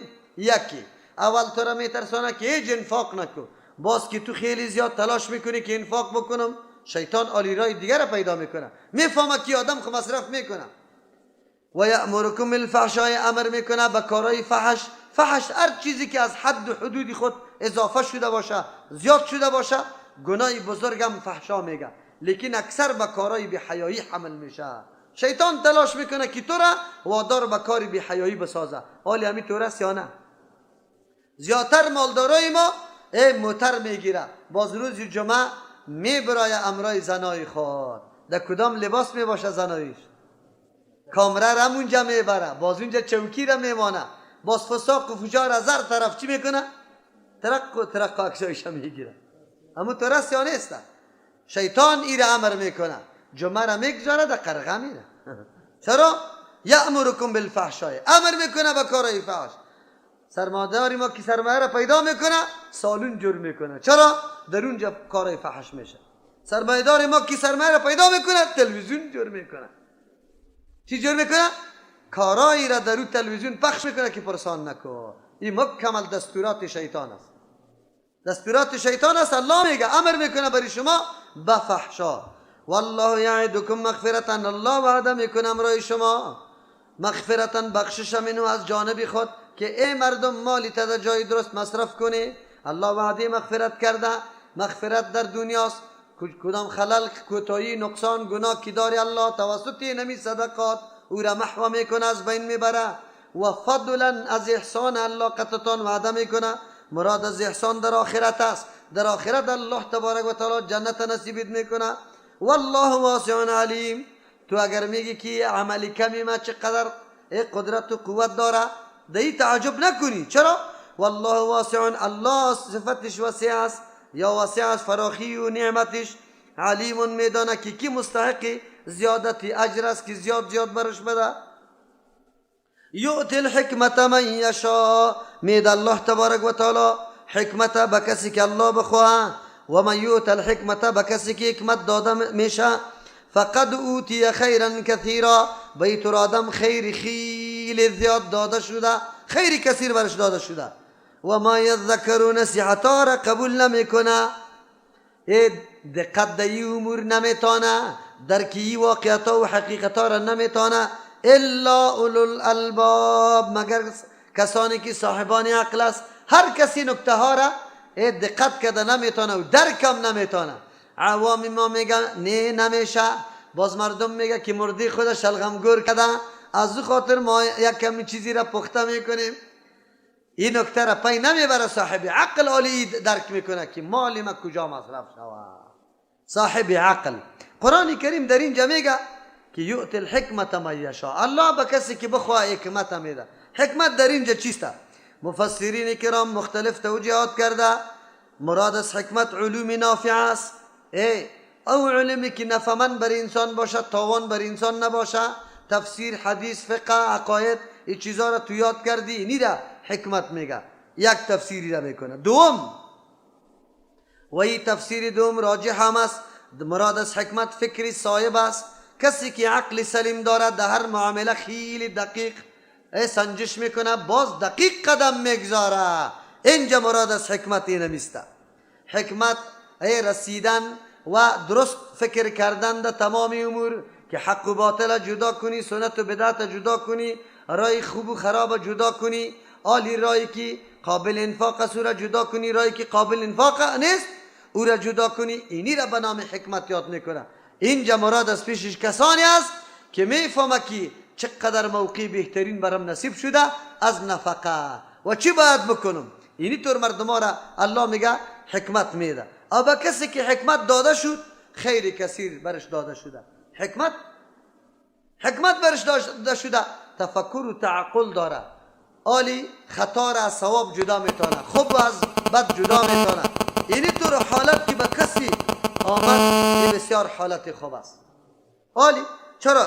مومن باید همینطور باشه، در هر چیز فکر بکنم، نماز چه رقم بخوانم، چه رقم وضو بکنم، سرسری نباشه، دنبال رو باید نباشی تقلیدی. عبادات الله را بسیار تحقیقی بکن، با یک مفکوری عظیم بکن، هر عمل اینمی قسم بکن و اینمی را حکمت میگه که تو میفهمی من امروز کدام کار اول بکنم.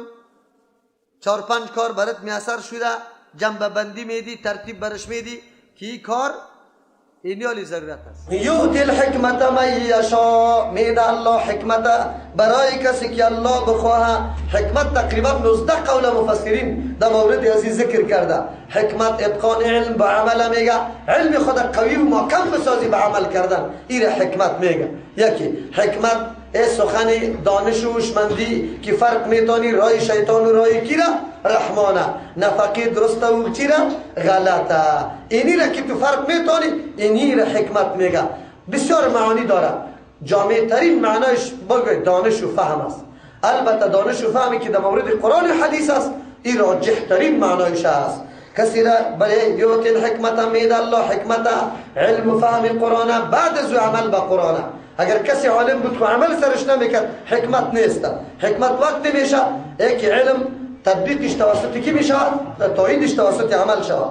میدهد الله حکمت علم با امروی محکمی عمل من یشاء، با کسی که الله بخواه، یعنی مستحق میده، کسی که لیاقتش داره.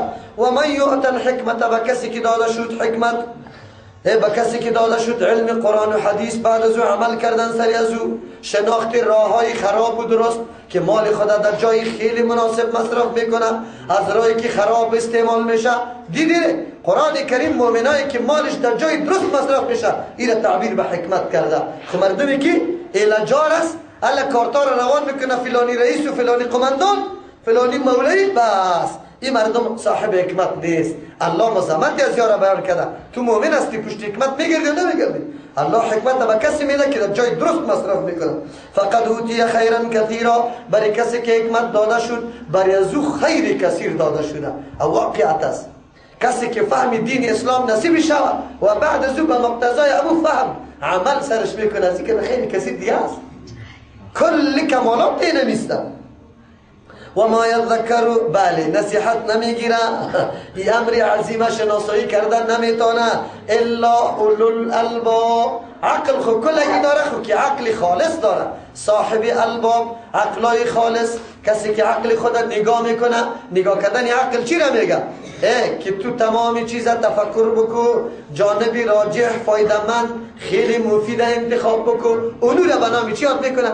اولو الباب یاد میکنن. اگر مال دارایی تا علمی تا قدرتی تا در جای درست و مناسب مصرف کردی تو اولو الباب هستی، در غیر از اونه. و ما انفقتم من نفقت، اون چیزی را که شما خرج میکنی، او نظرتم، نفقه مطلقی خرج کردن، نظر که یک چیز سرت لازم نیست تو سری خود لازم میگردانی، اردو امور الله ذکر میکنه. اما نظر قابل مدح نیست. چرا؟ یک حدیث میگه که نظر از بخیل چیزا میکشه. بخیل آدم اونطور میکنه که اگه اینی کارم شد من اینی قدر روزه میگیریم یا اینی کمال صدقه میکنم. خب بله، اگر کسی همی کار کرد نظر سرش واجب میشه و این را بده. نظر رو نموره میگه، یعنی چیزی غیر واجب از سری خود واجب کردن به شرطی که مشروع باشه، او روا باشه، او را بنام چی یاد میکنه؟ نظر. اگر این باز دو قسم است، یکی مطلق است که همونطور از ابتدا میگم من سرم نظر باشه که اینی قدر روزه میگیرم، سرم نظر باشه که اینی قدر مالا در فلان مدرسه مصرف میکنم، سرم نظر باشه اینی قدر نماز نفل میخونم، سرم نظر باشه حج میرم، سرم نظر اینی قدر فقیرا را چیستم کالا میکنم. این نظرای است که مطلق است. یکی است که موقوف میسازی سر یک عمل. اگر در پانتون اول نمره شدم اینی قدر روزه میگیرم، اینی قدر نفل میخوانم، اینی کارا میکنم، اینا نظر چی میگه؟ بگه چیستا معلق یا نظر به شرط میگه. اردویش لازم است، واجب است که تو باید تکمیل کنی، پورا کنی. الله میگه ما انفقتم آن چیزی را که شما مصرف میکنی من نفقت، از چیزای خرج شدنی او نظرتم یا نظر میکنی لازم میگیری از سری خود من نظرین از نظر کردن یعنی لازم گرفتن یک چیزی. فإن الله یعلمه، الله میدانشه مطابق نیت اخلاص اراده الله برات ثواب میده. خو مال الظالمین من انصار، کسایی که بیجا خرج میکنه ظالم کسی است. ظالم کی رو میگه؟ که یک شاید در مستحقش تسلیم نمیکنه، یک شاید بیجا میگذاره. پس ظالمین اینجا کسایی است که خرچای بیجا میکنه. امروز مردمای ما که در بدعتا خرج میکنه در زیر آیت داخل است او اطلاق ظالمین سرش میشه. الله میگه و مال ظالمین به این طور مردمایی که بیجا مصارف میکنه من انصار، هیچ امداد کننده نیسته که عوضی از او را بده، پاداشش بده، کسی امدادم نمیتونه. این تبدو صدقات، اگر شما اشکارا میکنی صدقه ها را خیرات ها را فنعم، چقدر نیکو چیز است هی همی صدقات ای که شما ظاهر میکنی. و این تخفوها، اگر شما پوشیده میده و توها الفقراء و میده به کسایی که مستحق است بالکل لایقش است که برش داده شود، فهو خیر لکم، ای بسیار بهتر است برای شما. علما در اختلاف دارن که صدقات چطور شود، بنگی بر اونا داده شود یا خفیه. خفیه افضل است، اما بنابر عوارض گاهی گاهی چیسته آشکارا دادن هم خوب است. مثلا یک آدم زکات میده آشکارا بده، در نیت که خود میگیره که مردم باز مرا تهمت نکنه که مالدار از زکات نمیده، دانی مردم از پیش شود، مردم در گناه واقع نشود، یا ترغیب پیدا شود به دیگران مال داره که هم زکات خدا بده. در این صورت باز چیسته. یا در صدقه نفلی اینجا یک اعلان میشه برای ترجمه قرآن کریم یک چنده میکنیم برادر پرتی، حالی تو اول زیاد میپرتی که دوباش مردم دیگه هم چی شود؟ ترغیب شود. اینجا منظوری خودنمایی نیست، ریا نیست، خود به کس نشان نمیدی، منظوری تو ترغیب دیگر است. در این صورت باز آشکارا دادن بگه پروا نداره. در غیر از او هر صدقه بسیار خفیه که هیچ کس نفهمه. چرا؟ منظوری تو طلب رضای کیست؟ بس الله خو میدانه. و یکفر عنکم من سیئاتکم، یکفر دور میکنه الله تبارک و تعالی از شما من سیئاتکم از بعضی گناه های تو. معلوم شد که صدقه گناه را هم از بین میبره، مصیبت و بلا را هم از بین میبره. خب کل گناه را از بین برده نمیتونه. چرا؟ کل گناه توسط توبه اعمال دیگه از بین میره. والله بما تعملون خبیر، الله با آن چیزی که شما انجام میده خوب خبردار داره. لیس علیک هداهم، پیغمبر علیه الصلاة والسلام وقتی این آیات را بیان میکرد مردم از سر ازی عمل نمیکرد، باز امور رسم و رواج خدا محکم گرفته بود. مثل که عالی شما باور به الله بکنی که همین ختمه می باشه از دلم الله خبر داره. خوب همین قضیت دنیا که پرسان نکن که چرا بیجا مصرف میشه. پیغمبر خو بسیار حریص بود، بسیار دلسوز بود، از همون خاطر یک کمی تو سرش می آمد. الله تبارک و تعالی تسلی میده. لیس علیک هداهم، نیست بالای توی پیغمبر علیه السلام توفیق دادن در حق رساندن از این مردم که بالکل کلی گپا را درک کنه، بفهمه، کلی گپا را عمل کنه. این سری تو نیست، در حق رساندن این سری تو نیست. ولکن الله، لیکن الله یهدی من یشاء، که در حق میرسانه، در چیست توفیق میده به کسی که الله بخواه که گپا را تمیز کنه، بفهمه که در کجا مصرف کنم کجا نکنم. و ما تنفق من خیر، چیزی را که شما مصرف میکنی از مال، فلانفسکم، برای منفعت نفس خودتان است. چرا؟ پاداشش میگیری، الله براتون پاداش میده. و ما تنفقون، شما خرج نمیکنی الا ابتغاء وجه الله، مگر به خاطر طلب رضامندی الله. چی مانا؟ اگر کسی مصرف هم میکنی و اصلاح نمیشه، هدایت نمیشه، این هم غم نخور. چرا؟ تو به خاطر رضای الله مصرف کردی، او طرف او به هدایت شد یا نشد، در ثمر رسید یا نرسید، منظوری تو رضای الله بود، رضای الله حاصل شد، الله پاداشی تو را میده.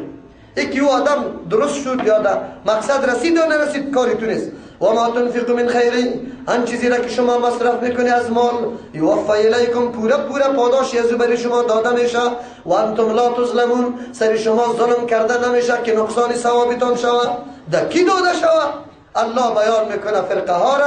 12 وجه شده ای را بیان کنم یا نه؟ آیتا بیان شد تا رکوع را برسانیم. للفقراء الذين احصروا، محل مصرف مشخص میکنه الله برای فقرا، کسایی که محتاجین است، نداره، ضرورتمند است. الذين هم مردم احصروا که بند کرده شدن فی سبیل الله، در راه دعوت دین الله تبارک و تعالی. فقیرش از کجا معلوم میکنی؟ تو میبینی که روز تا بگاره مکمل امی آدم دعوت دین میده، کاری تعلیم قرآن میکنه، حدیث میکنه، اینی کاری نیکه میکنه، او هیچ درآمد دیگر نداره، حالی بری تو از قرینه معلوم میشه. لا یستطیعون ضربا فی الارض، توان نداره از سفر کردن در روی زمین. چرا؟ پابند است، همینجا مسئولیت داره، دور رفتن نمیتونه، کار و روزگار کنه. یحسبهم الجاهل، از یکی خود خوب صفا نگاه میکنه او خوب میپوشه، گمان میکنه آدمی بیخبر. اینجا جاهل در مقابل عالم نیست، جاهل در مقابل بیخبر است. آدمی بیخبر گمان میکنه غنی که مالدار است، توانمند است. چرا؟ من التعفف، از جهتی که او خود از سوال کردن، از طلب کردن من نمیکنه، از کسی نمیخواد. مردم میگه که البته خوب مالدار است، او سیمایشان کالای خوب میپوشه، میگه ای البته هر چیز داره. خب الله چی میگه؟ تعرفهم بسیماهم، شما میشناسی یارا به علامات. علاماتشان چیست؟ مفسرین مختلف توجیهات کرده. علاماتشان است یا چیست؟ یا نماز میخونه، یا دعاها میکنه، این علامات. یا از چهرش معلوم میشه که نمی در خانه چیزی نداره، ضعیف شده. بهترین معنی است تعریفهم، شما میشناسی بسیماهم، به علامات که نمی مردم دیگر کار روزگار نداره، اوی در خدمت دین مصروف است، باید به این طور آدم بدی. لا یسالون الناس، از مردم طلب نمیکنه الحافا، بی ضرورت. اینطور آدم هست. قرآن مومنا را میگه اینطور مردم دقیق پیدا کنه، این با فکر و دقت پیدا میشه، آنه که همونطور ظاهر بگوید. قرآن تو را امر میکنه در اینطور جای مصرف بکن. اینطور مصرف، کسی که در راه دعوت مصروف است مکمل عمر خدا وقف کرده، دیگر راه نداره. امامای مساجد او امامایی که واقعا قرآن و حدیث درس میده در این آیت داخل است. چرا داخل است؟ تمام روز در گرد مسجد توست، نه دکان داره، نه ماموریت داره، نه معلمی داره، نه زمین داره، نه کدام فابریکی دیگه داره. او تو مقتدی برش میگی 3000 بازیش است، نان خما میدیم. 3000 چی میشه؟ او میوه نمیخوره، او دوا نمیگیره. اینطور لوکس معاش بده که در کابل با کسی دیگری اینطور لوکس معاش داده نشوه. تو انتون برو دکترا چند معاش میگیره، امو معاش مقتدی ها جمع شوی برش بده. خواست پیشش طلب خدمت کنه، بگو ما را ملا بساز، ما را آشنا با قرآن بساز، ما را آشنا با حدیث. اولاد ما باید اینجا دین یاد گرفته باشن. خود نه اخلاص در جانب مقتدی هاست و نه در جانب کی؟ اماما. هم گندم شک داره، هم آسیا چیست؟ کند است. خلاص دیگه نانی چیست؟ چی دلدر خورده بره، نانی خوب نخواد خوردی دیگه. منظور است که اماما واقعا، امو امامی که واقعا خدمت دین میکنه در این آیت داخل است.